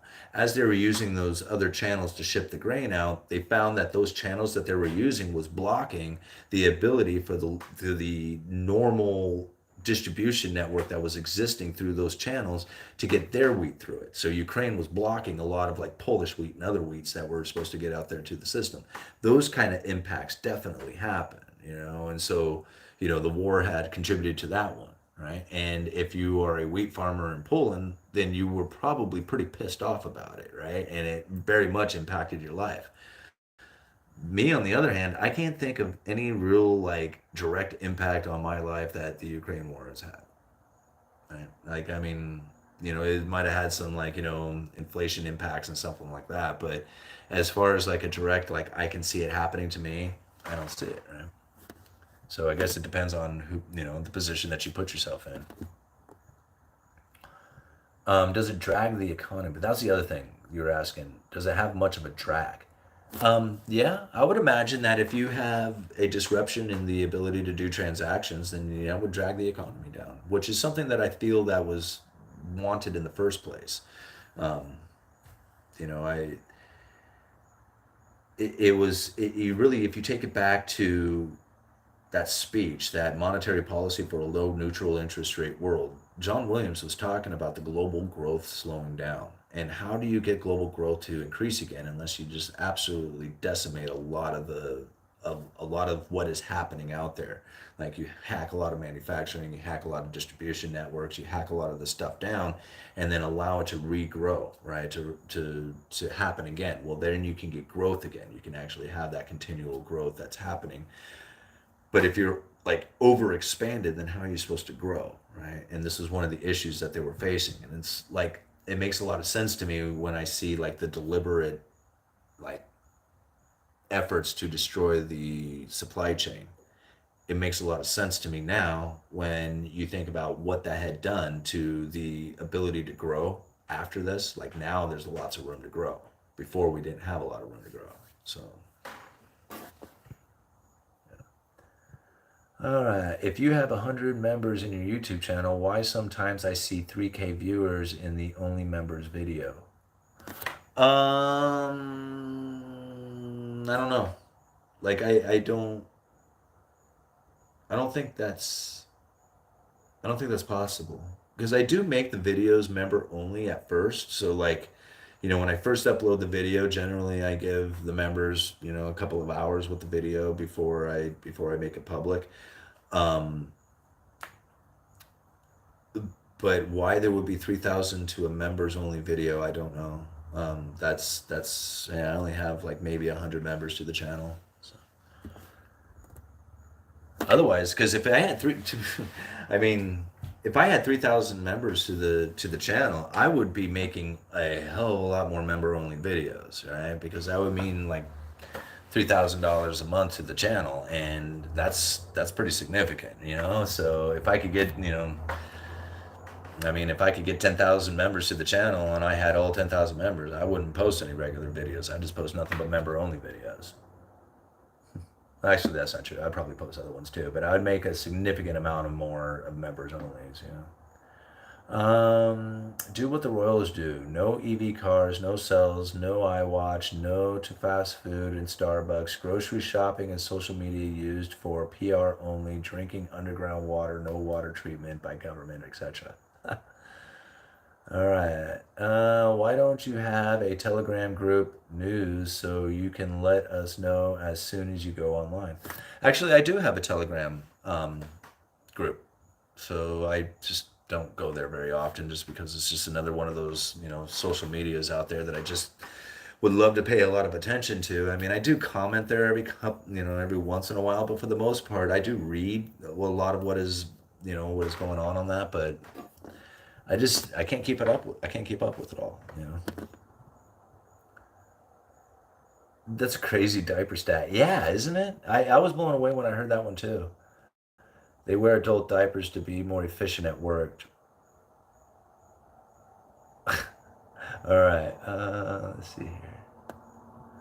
Where would you put an inheritance in 2023? I don't know. I probably just can kind of continue on with what I am doing. Like a lot of people, they ask me where it is that I would invest. In Again, like I'm not much of an investor. I'm an economist, right? I try to look at where the cause and effects and things and where money flows are going to go, but not necessarily what's going to go up in value or price or something like that. Um, Really, I can't think of anything else that I would really want to invest in more than myself. Like I can't think of anything else. Like I would want to invest in promoting UE stuff and doing the speaking engagements and all that other stuff. So if I had a huge chunk of change, something that I wouldn't have to like stress about work anymore, like going to work and working an hourly wage or something like that, and I could take that, inheritance and make some bill payments with it, and then start maybe moving into like doing live speaking engagements or something like that, then that would be like the the way I would go with an investment, an inheritance investment. But as far as like buying into the stock market or doing something like that, I couldn't tell you. I don't know. I mean, I would have to see where I am at the time and what's going on. I thought about wearing adult diapers while on the boat. It can be difficult to get to the goods under all the rain gear. Yeah, it is. God, that's nasty. All right. Higher pasta beer prices. Yeah, but that's it. Nice crib. What's your stance? What's your stance on the bankrupt fiat American petrodollar as all countries around the world see differently as we do? What is your stance on the bankrupt fiat petrodollar? I don't know what you're talking about. Like, did the dollar go bankrupt? I mean, am I missing something? Like, I see a lot of people who talk negatively about the dollar in a lot of ways, and if you wanted me to join in on that bandwagon, I'm not going to do it, right? It's just because it's not that I don't. It's not that I think that the dollar is some awesome thing that is going to continue on as being like, the best currency in the world and there's no competition to it. I just don't see anything out there that is competing with the dollar yet, right? And so therefore, I don't know what it is that people are going to do for liquidity if it isn't for the dollar, right? And so like when people say there's this bankrupt petrodollar thing going on, I'm like, there's still plenty of deals happening in dollars, right? Plenty. All right, we all save for the debt, the bankrupt fiat American petrodollar. We all solve the debt. The bankrupt, huh? The Art of Passing the Buck is the great book on private trust structures. 10K, that's a bot army.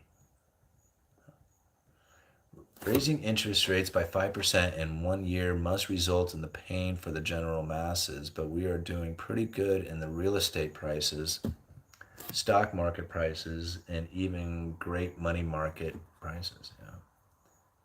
And again, like, so raising interest rates by 5% in 1 year must result in the pain for the general masses. But yet, if we really think about like interest rates going up, it's a sign of a strong economy that's happening out there. Or I wouldn't necessarily a strong economy, a hot economy, a very active economy. And so, like, higher interest rates don't scare me. Like, higher interest rates are, to me, a sign of something that's good. When they lower interest rates, it's a sign that there's bad times, And so, having higher interest rates to me is a good thing. Uh, I mean, I see it as a good thing anyway. I'm glad you pointed this out. It takes up to a year to feel the pain.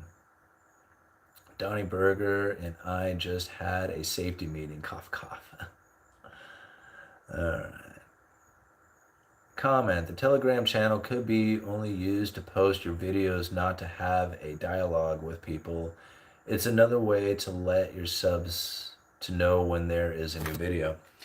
Um, yeah, I used to like, gosh, I was very adamant, a while back where I would post videos. Like as soon as I post a video on YouTube, I would post it on Twitter and I would post it on like Patreon and I would post it in, Facebook and all these other places. And I found when I was doing that, like I was just so active in trying to engage on all these different social medias and stuff like that. I just found it very cumbersome to try and continue on with it.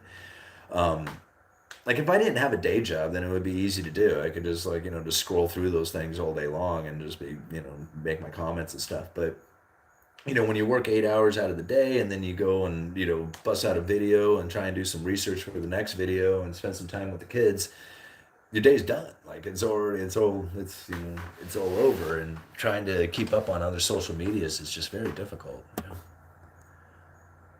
Stock market is shit right now. Facts.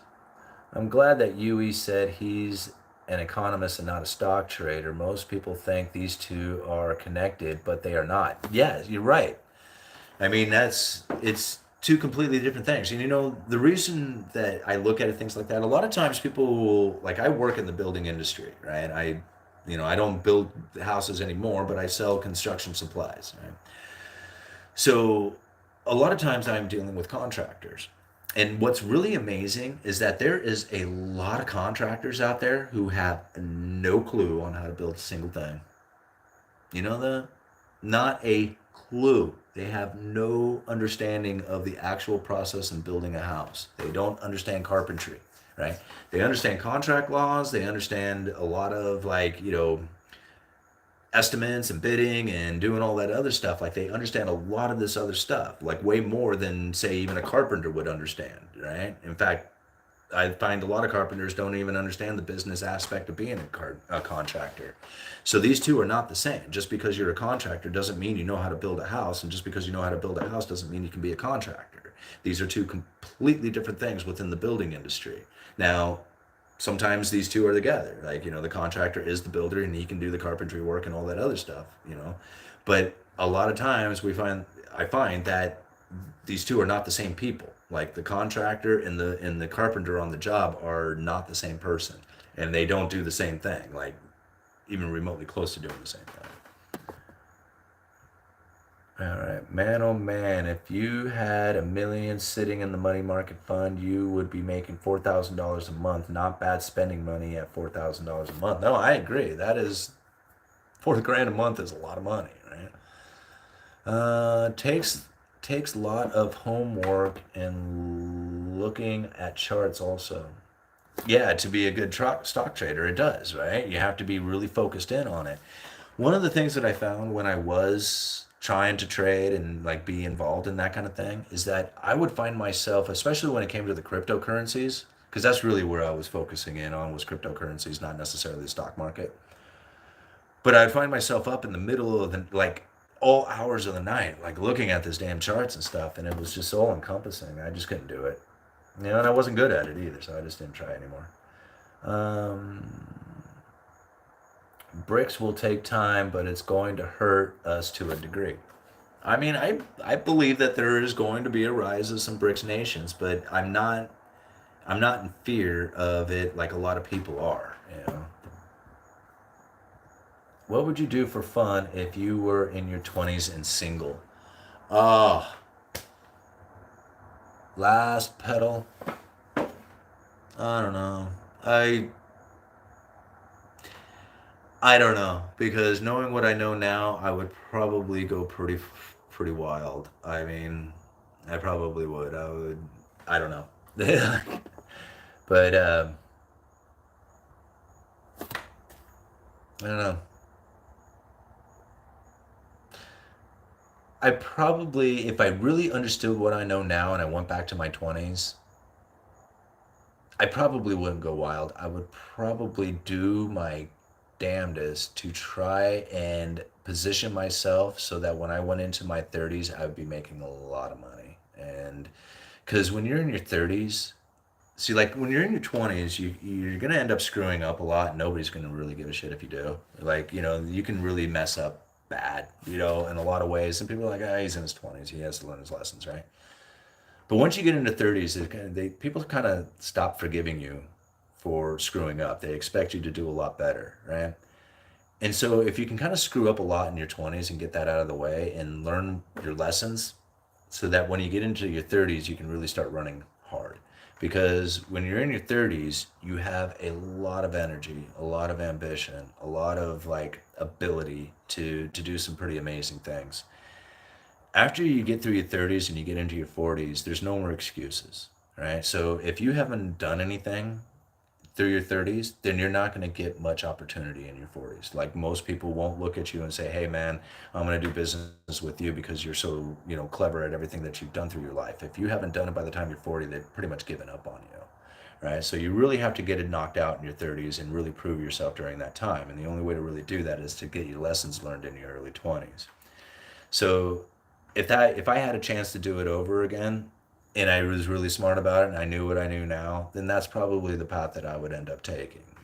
Because being at 40 years old and never thinking that you were ever going to have anything in your life or be out of debt or do anything, for me, the success of the YouTube channel taking off was a lifesaver. Like, it literally saved my life.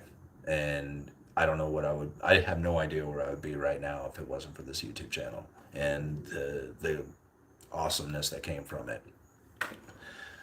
So that's my opinion on that. All right. We are such losers. This is the best thing we can think we could be doing on a Saturday night. Pathetic, including myself. Man, that kind of hurt. Oh well. It sounds like you got a lot of bots in the chat. Do I? Why? Where are all the bots? I don't understand. All right. Wait until no jobs replacing doctors soon and other jobs. There isn't a whole lot to do in modern society, is there? Well, thank you, Alex Law.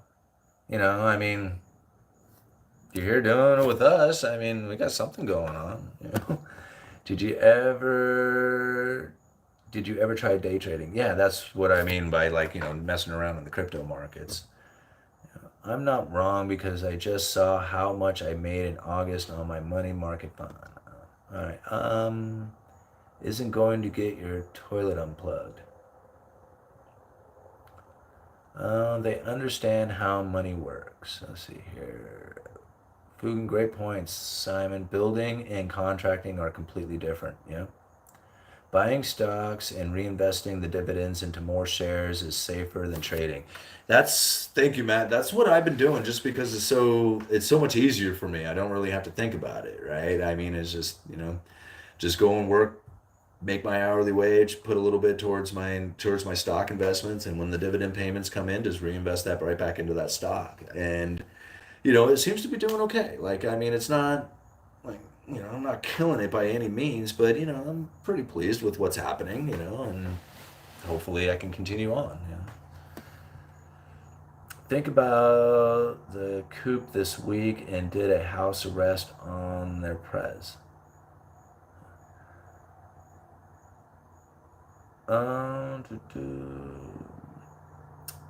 You're right. Sorry, I did the math in my head and was wrong. Okay. It's better to learn from other morons' mistakes.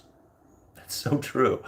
All right. Great advice. Okay. I'm going to believe my fidelity statement or you. Oh, gosh. You guys are arguing over this. Okay. AI was available waiting for the perfect storm, maximum chaos. Damn, PPZ displaying some integrity rarely found on the internet. That's comparable. Alright. Logos rising. Well, they didn't have YouTube in your 20s, did they? No, they sure didn't. They didn't have YouTube in my 20s. Well, when did they have YouTube? When did YouTube come out? I don't know. Hey, is buying gold and credit a good idea? I don't think so. I mean, I don't think so. Just because you would have, if you buy it on credit and you pay an interest rate on the gold, then you have to have the gold go up at a rate that is faster than the interest rate that you pay on the gold. I mean, I don't think that's a great idea. I mean, it might work out pretty well for you, but I don't think that's good. Thank you for all that you do. We really appreciate it. Well, thank you, EA, man. I really appreciate you all being here. I mean, it's like the middle of the night. We got 120 of you watching. I just don't want to give up now. All right. No, we're here listening. What does let's see what's going on here. With knowledge and experience, only hit prime in your 40s. Yeah, but that's the thing. You have to, when you're in your 40s, you have to have figured it out, right? You can't be still figuring things out in your 40s. You have to have figured things out. And that's hard. When you hit 40 and you're broke and you don't have a business and you don't have anything really going on, right? That's like a tough position to be in. It's very difficult to think, man, what is it that I'm going to do to acquire retirement or to take care of these kids or to do all this other stuff? I mean, it's really hard. That's why, that was one of the reasons why I gave up drinking. It was just like, man, I have got to figure out a better way. And once I gave up drinking, it's not like it fixed it. It's like I had still major issues taking place. Like, the momentum of screwing your life up carries you it continues on for a long time, right? So it took a long time to slow that deterioration momentum down, right? Like, it's because you quit drinking. It doesn't make like everything, like your debts are still there, your issues are still there. You still have to like, you're still like every day is still a struggle, just like it was. It's just that you're not drinking anymore. And now the problem with that is that you covering up all the problems that you were having with drinking. So now you're thinking about your problems, which makes it even worse. And now you go into depression and stuff like that. So it's really like by the time you're 40 years old, you shouldn't be going through that stuff. Like if you're going through that stuff, you're not in a good spot. You're not in a good spot at all. You're in trouble, kind of. So again, like if you could figure it out in your 20s, as far as making no mistakes, really bust it out in your 30s, so that by the time you hit the 40s, you're really going good. Hell yeah, that's the way to do it. Just came over from Mike in the night. Oh, I forgot. It was Saturday. Dang it. I should have been over at Mike's. We should have been hanging out with him. All right. What do you think? What do you know about candlestick investing? I don't. Like, I mean, I see a lot of people talking about it and stuff. There is much better YouTube channels out there to ask about investing. I'm not good at it. Like, I mean, I wouldn't take my advice when it comes to investing, just because I just don't invest, right? I mean, I invest dollar cost averaging into a handful of stocks, and that's it. Like, that is my whole investing advice for people, Lots of prime in your 40s. Prime is mid 20s, man. As 33-year-old, trust me, life is over by my age. Absolutely not, dude. Not even. At 40 years old, you get mad respect from the world, right? Especially if you're knocking stuff out and you're doing well. Man, your 40s are so much better, right, than the 30s are. I don't know. Maybe, I mean, you might be killing it in your 30s or whatever, but for me, I wasn't. So I tell you, by the time I got 40 years old, and all of a sudden I had like, I actually proved myself in a lot of ways, in a lot of things that I was doing. I felt like a lot more respect from just about everybody in every direction. When you're a loser, you're a drunk, you're not pulling it off. It's not like people were disrespecting me, not by any means, but you know, it wasn't like I had people, coming by and saying, dude, man, great job on the YouTube channel. You do excellent work, man. Keep up the hard, keep up, going at it and stuff like that. I didn't get that kind of thing before, right? Nobody ever said that stuff to me. Nowadays, I get that, which is much different. Did anybody see how the factory farmed eggs are now less than $2 a dozen? Or am I the only frugal guy who notices these prices? No, we actually talked about that. I've talked about the egg prices coming down. And again, this is, if we understand the bullwhip effect, right? Which is, again, one of the four economic theories that I try to relate to, as far as everything that's happening within the economy. We knew that when those egg prices shot up as high as they did, that there was going to be mass investment into the egg production, right? And it only took a matter of time before we saw it happen. It actually happened quite quick. And then there was also warnings ahead of time that there was going to be egg prices moving up. And a lot of people wanted to blame that on avian bird flu and stuff. But if I could find a video, which I had posted in my, the video that we had done here on the YouTube channel, it was a link to, I believe it was a TikTok video of a egg farmer. Was it TikTok or Instagram? I think it was actually on Instagram. But it was an egg farmer who was saying, don't let these guys blame this on bird flu. This is us, the egg farmers, not reinvesting in new hens. That's exactly the story that he was telling. He was like, don't let them blame this on avian bird flu. It's because the stores, and he didn't go into explaining it completely. I had to kind of assume a lot of this stuff because, I didn't have a chance to say, interview this guy to ask him questions. But what he was saying was that his egg cost, or the cost of production, had gone up, right? Fuel cost, grain cost, labor cost, whatever had gone up into egg production, but the stores were not giving him a higher price for his eggs. So his profit margin had pretty much shrank to nothing, right? Now, what I find interesting about this little scenario is that he's blaming the stores for not giving him a higher price, which, okay, that's true. And, that's accurate to say, I would assume. But a lot of times when you are a producer of items like eggs, you are contracted to sell at a particular price. Okay, so you produce so many eggs at this price so that the distributors know what it is that they are getting and how much they're going to be getting it for. Your job as a farmer is to lower your input cost, whether you can produce eggs cheaper, more efficiently, cheaper grain, cheaper labor costs, whatever it is that you got going on, you can get profit by lowering your input cost, right?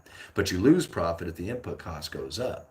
So this is something that the egg farmer really didn't bring up as far as this discussion goes. He is just saying, hey, our egg prices or our egg production cost has gone up and the stores don't give us any more money. Well, give it time. There's going to be a renegotiation of contracts and then there's going to be a change on how much those prices can be for. Right? Or you give us some time and the input cost going into the production of eggs will come back down to normal again or normal-ish and then the profits can be there again. All this stuff doesn't really get talked about, but if you understand the bullwhip effect a little bit better, then it makes a lot more sense on what's going to happen when you see the egg prices move up as high as they did. You know how many people were saying like, "Oh man, this is so tough. I mean, look at the egg prices. Egg prices just killing us." And I'm like, "How many eggs do you eat?" Yeah, like, "Oh my gosh, the egg prices went up, and now I can't pay my rent." It's just like I'm like, "Are you kidding me?" Like, why don't you just cut out eating eggs just one day a week? Like if you eat eggs every single day, right? Just cut out eating eggs one day a week and you'll probably make up for the increased prices, right? I mean, that's really what it comes down to. Most people just saw the news of egg crisis, or something going on, and then they incorporated that into their life, and now the reality is that they can't pay their rent, right? This is how reality is built off of the information you get. Right? You know how many people started like when the egg prices went up, they came down to the lumberyard and started building chicken coops, and I'm like, you just spent $800 on material to build a chicken coop. How how many eggs do you have to produce out of your little chicken coop to make up $800? Like I can understand if you wanted a chicken coop because you want the hobby of raising birds, hey, then that's cool, all right. $800 for a chicken coop. It's a lot, but I mean, whatever. But you just spent $800 because of egg prices gone up. That doesn't make any sense whatsoever, like at all, right? But yet I saw this occur. And then on top of that, raising chickens is a lot of fun for about a year, and then they become kind of annoying, messy little critters that isn't nearly as much fun as it was when you first get them. So that's the other thing. Is like, people end up getting rid of their chickens after about a year. They're like, man, these are just nasty little critters. All right. Okay. What time is it? Should we go to bed? Okay, it's 10:30. It's getting late. You have to take risks to achieve rewards. Very true. Don't park in high school. Don't peak in high school. Yeah. Shall we make this live stream an all-nighter? I think we are making it an all-nighter. It's never too late to start doing better. That is absolutely so true. I mean, and I can tell you what, at 40 years old, I, like with no anything going on, yeah, like there's never a time that you cannot start doing better. You can always do better, right? At anything you do. Even if you are better, you can do better than what you're doing. Who's a 33-year-old has been? All right. You reap what you sow. Press won't be arrested. Oh, Trump. Okay. That sad reality is that half of us on this chat will not make it beyond the age of 70. Man, you're too negative. I'm not reading that. All right. If you had to take a bet on either a cyber pandemic happening or more COVID lockdowns, which would you be betting on happening? I don't know. I never really gave it any kind of thought on that. So I don't know.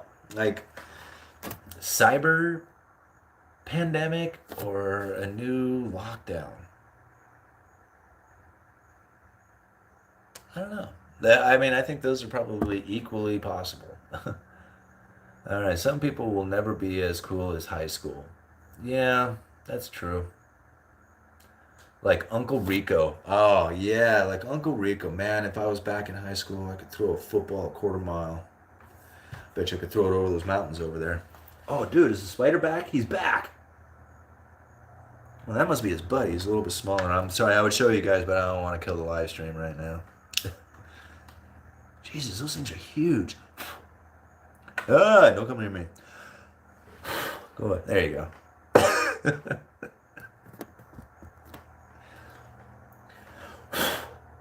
Go, run out there to the field. There you go. All right. Fake job report.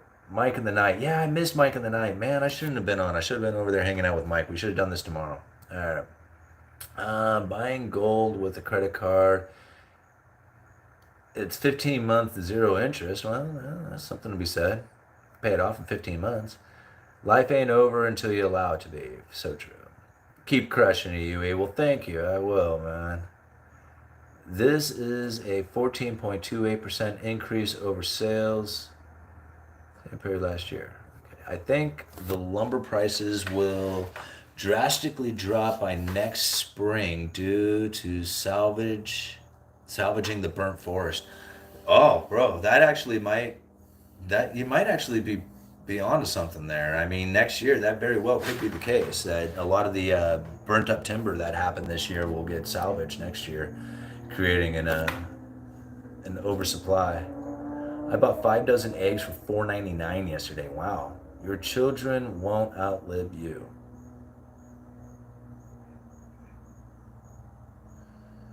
Uh,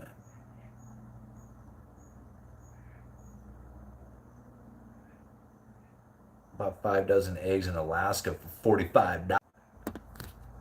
Damn, all nighter. All right, eat bugs. That was June 10th or so. My gosh.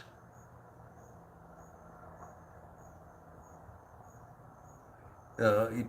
All right, see you in September. Is it possible to have gold standard and fractional reserve currency? I don't know. I mean, the gold standard would be one way, and fiat currency, central bank planning, fiat based currency. That's a whole other kind of concept, and I don't think you can have the two together. And simply because fiat, like fractional reserve banking, would essentially allow the production or the issuance of currency that doesn't really truly exist, right? And that's kind of funny to think about. But if that's the case, then how do you unwind all that and back it up with gold? It makes it very difficult. So no, I don't really think you can. I mean, not any kind of lasting anyway. You could probably get away with it for a while. In construction, float inflation built in contract.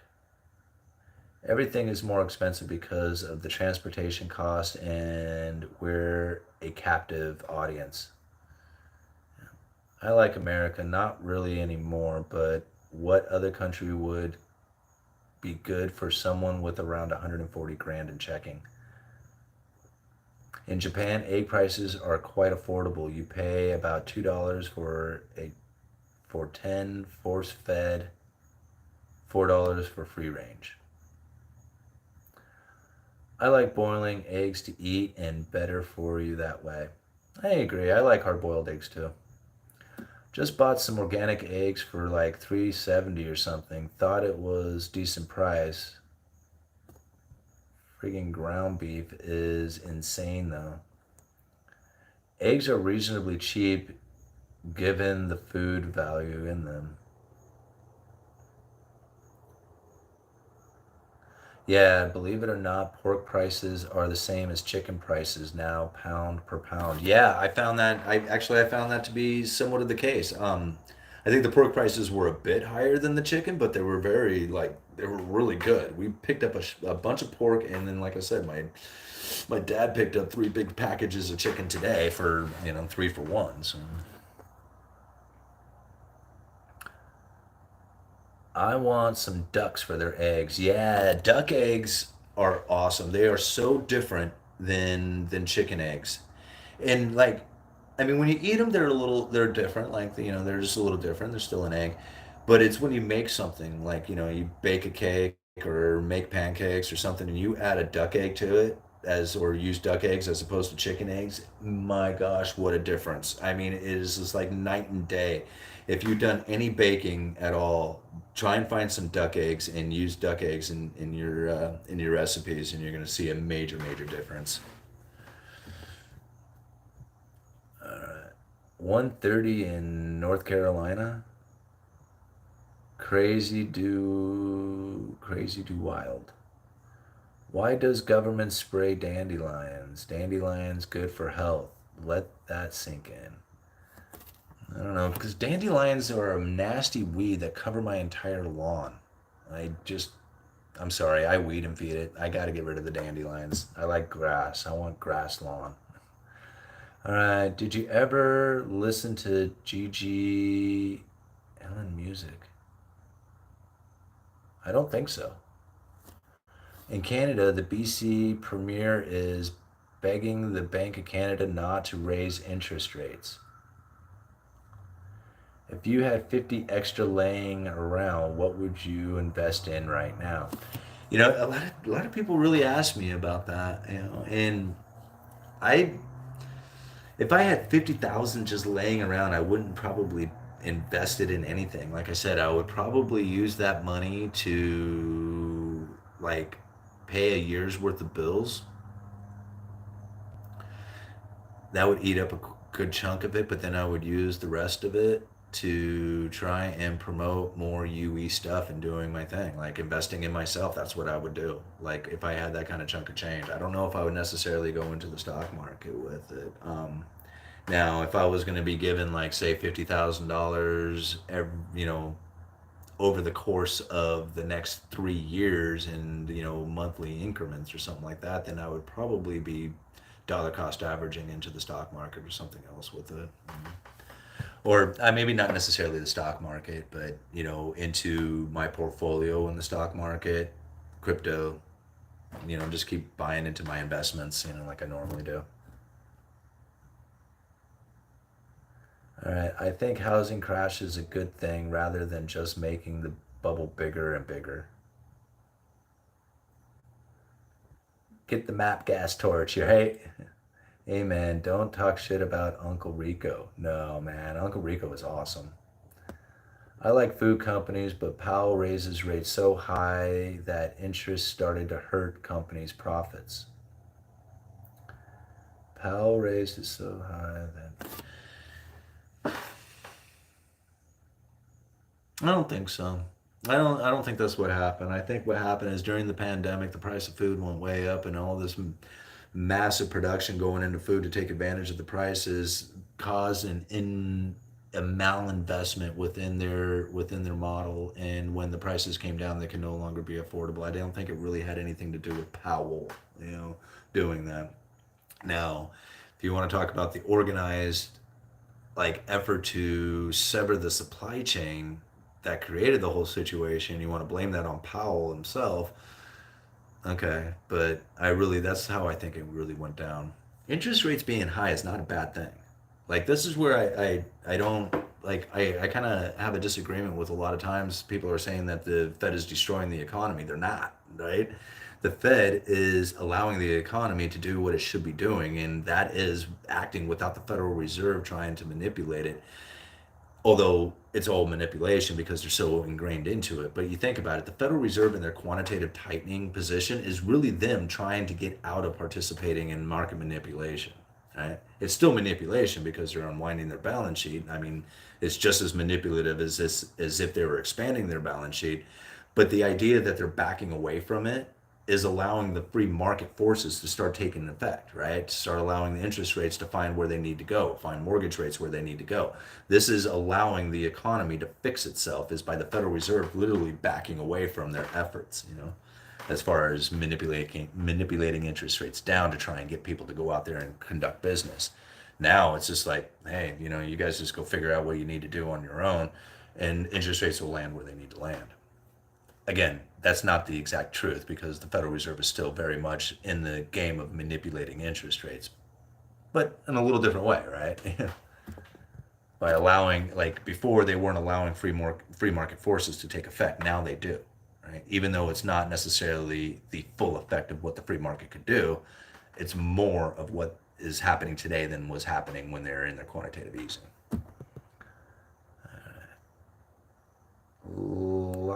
If the coach put me in the fourth quarter, we would have won state. So true. All right. Both cyber hacking, climate, and pandemic lockdowns, and alien invasion. All right. Let's see, 4.6 a year, not really worth it unless you have 10 million to invest.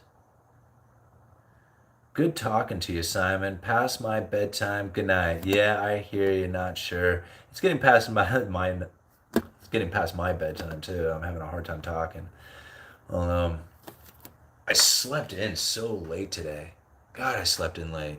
Like every once in a while, this happens to me. Like I get up so early and I hardly sleep. Like I'm lucky if I can get 5 or 6 hours of sleep in a night.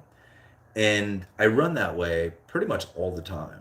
And every 6 months to a year or so, like once a year, once every 6 months, something will happen and I just crash hard and I will like literally sleep for like 12 or 13, 14 hours or something like that. And I won't get out of bed. Like, this just make up for all this sleep that I have been, depriving myself. And I kind of did that this morning. So now I feel like I'm going to be up forever. Boiling food in general is a good way to go, in my opinion. Healthy and cheap. Gold standard will back the masses. Someone has been stacking gold.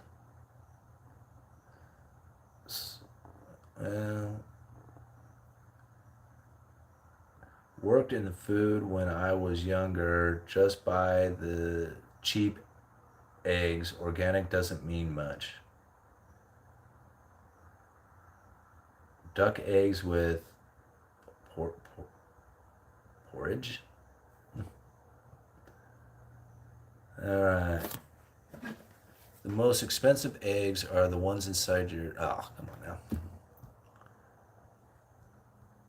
All right. Duck eggs are high in cholesterol, healthy, but just be aware of the headache. How about ostrich eggs? I've never had a chance to have an ostrich egg yet, but I'm looking forward to that. I heard wheat is bad for health. Probably. Quail eggs can be interesting to use. Yeah, I was Freddie was wanting to raise quail, so I'm thinking that we'll work on some quail cages and maybe do that next spring. And we'll raise some quails, and then I'll have quail eggs that I can talk about because I don't think I've ever eaten a quail egg, which is surprising because I've eaten just about every other type of egg out there. Turkey eggs and goose eggs and duck eggs and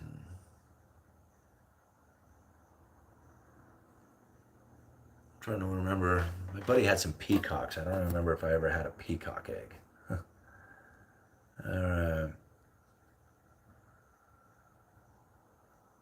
Yeah, 1:38 here on the East Coast. Yeah, it's bedtime for everybody, isn't it? All right. Where's Gonzalo Lira? Thank you all late night viewers. Yeah, late night chat. Alex Jones and Klaus Schwab getting into the cage fight. What do you think is going to win? Oh man, Alex Jones would smash him. First of all, Alex Jones would be the better intimidating talker, like putting the head game. He would be so much better at it, I think, than Klaus Schwab would be. But then again, Klaus Schwab would probably do a pretty good job of convincing the rest of the audience out there that Alex Jones wasn't the real Alex Jones, right? And that he was probably a bug infested, person who is really only there because it's the way that he can actually be happy with his life. And that's what I think Klaus Schwab would try and convince everybody of. Something that was so obscurely out of like understanding of anybody's fucking realism. That's one thing, like, I just can't stand this Klaus Schwab thing. People are like,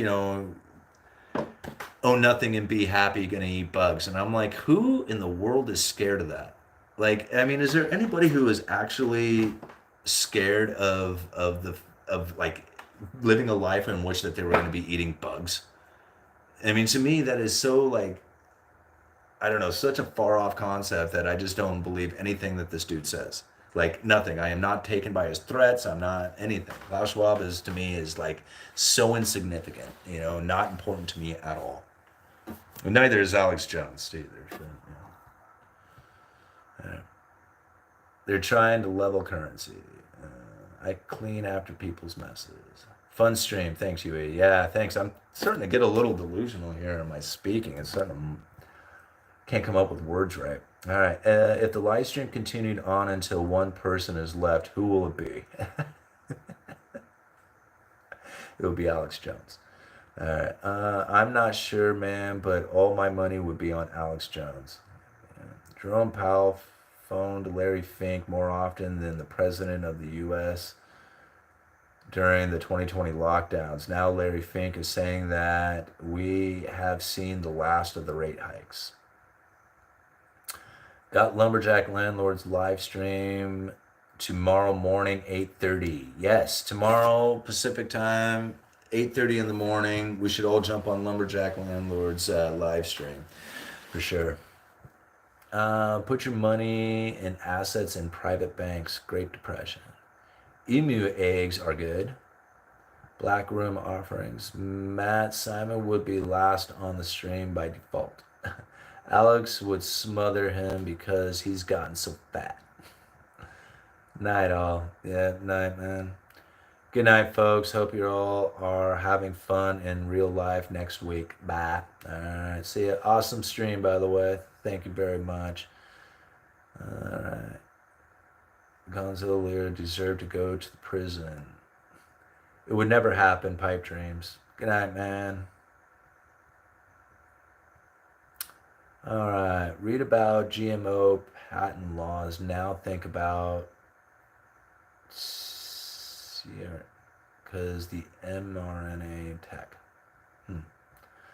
Oh yeah, man. It's almost 1 a.m. here. What's up? How come the late night live stream?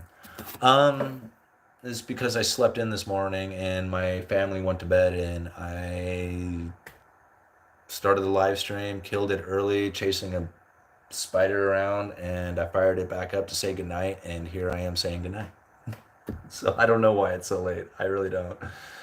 All right. Damn. These big old spiders are everywhere down here. Oh. Jesus. All right. How bad do you think this recession will be? I don't think it's going to be that bad.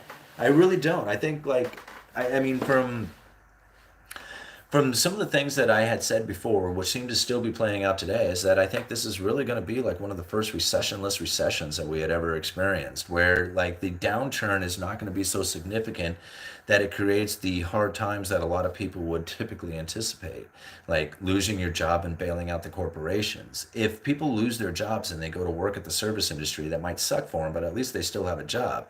And all these corporations that have grown into zombie corporations, they really need to be having their heads hacked off anyway. So to me, this is like a clearing out of the dead undergrowth. Like, you know, get out, get rid of that malinvestment, and, you know, people who had positions at these jobs can really find them over at the service industry. Not that it's a great job, but at least it's a job. And if that's the case, then maybe unemployment may not rise dramatically like you would see in a recession. And if you don't need to bail out the corporations, then is it really a recession? You know? I mean, it might still be a recession, but is it really that bad, right?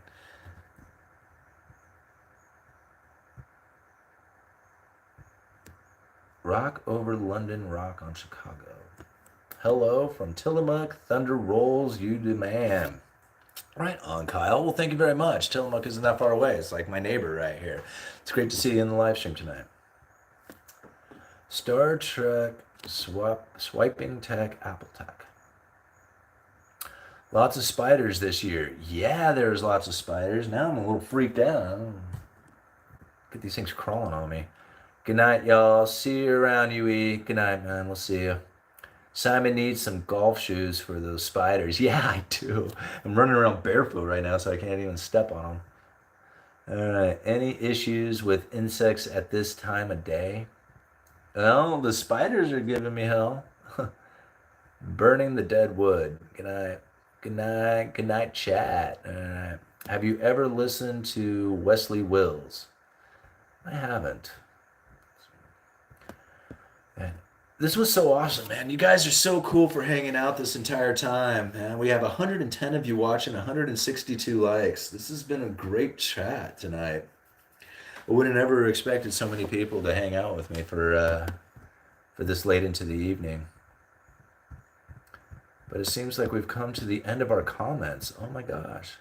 Got all-nighter. Good night, life, hope. Well, very cool. I think that should be a good spot that we can call it quits for tonight. This was so much fun. Thank you everybody for being here. This was a really good conversation. I really enjoyed some of the topics that we hit on tonight. You know, understanding a lot of these different theories and getting to different perspectives on it and what it is that we can do for our own lives. It's really important, you know, to really to have these discussions, you know. After we understand these things in a little bit different light, then, you know, the actions and the efforts that we put out there, they become a lot clearer, you know, and a lot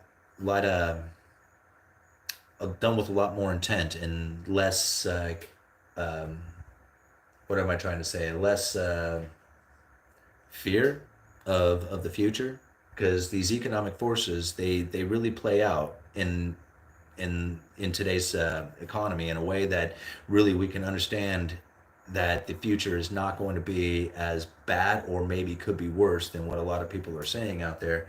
But when we understand the economic forces, it's not like we're just left to the ideas of somebody else's opinions or something like that. We know that there could be some cause and effects that maybe they just didn't take in. So the information doesn't become as fearful, but becomes actually useful. Yeah. All right. I don't know if I said that all right, but you guys get what I was trying to say. It's late. All right. I was searching about liquidity crisis on Twitter and saw someone shared your YouTube video from a couple of days ago. You are getting famous, bro. Thank you for all your info. Well, thank you, man. That's exactly the type of thing that I really wanted to hear. You know, sometimes I get a little discouraged when the videos aren't as popular as I was hoping them to be, and then I have to remind myself, it was just like, you're not doing this to try and get massive views and make a bunch of money. You're just out here just spreading the information that you think is really, you know, what's happening. And, you know, from that, you're going to gain, you know, a much better experience, you know, and everything that comes from it. So, you know, to hear somebody that's like, no, man, he's got some good information and sharing my video, that's awesome. And that's exactly what I wanted to hear. Where do I find your email? My email is uneducatedeconomist@gmail.com, and you can find links to pretty much everything that I have down in the about section of my channel, and you can also find links to it in the description if you get past all the crap, you know, that I post there, like all the links and everything else. This particular video, I didn't put that link in there because I was trying to fire it right back up again. But night, Yui. Keep on killing it. Well, thank you very much. I'm addicted to nicotine. I've been vaping for the last 6 years after quitting smoking. Ugh. Well, good for you for quitting smoking. Uneducatedeconomist@gmail.com. I can't even say my own words. Okay. Uneducatedeconomist@gmail.com. I think you are absolutely right, all-nighter. All right. Thanks, Yui. Good night, Simon. Good night, people. Sweet dreams. God bless. Perfect ending to it all. Good night, y'all. Uneducated economist, you let me know. Good night, all-nighter.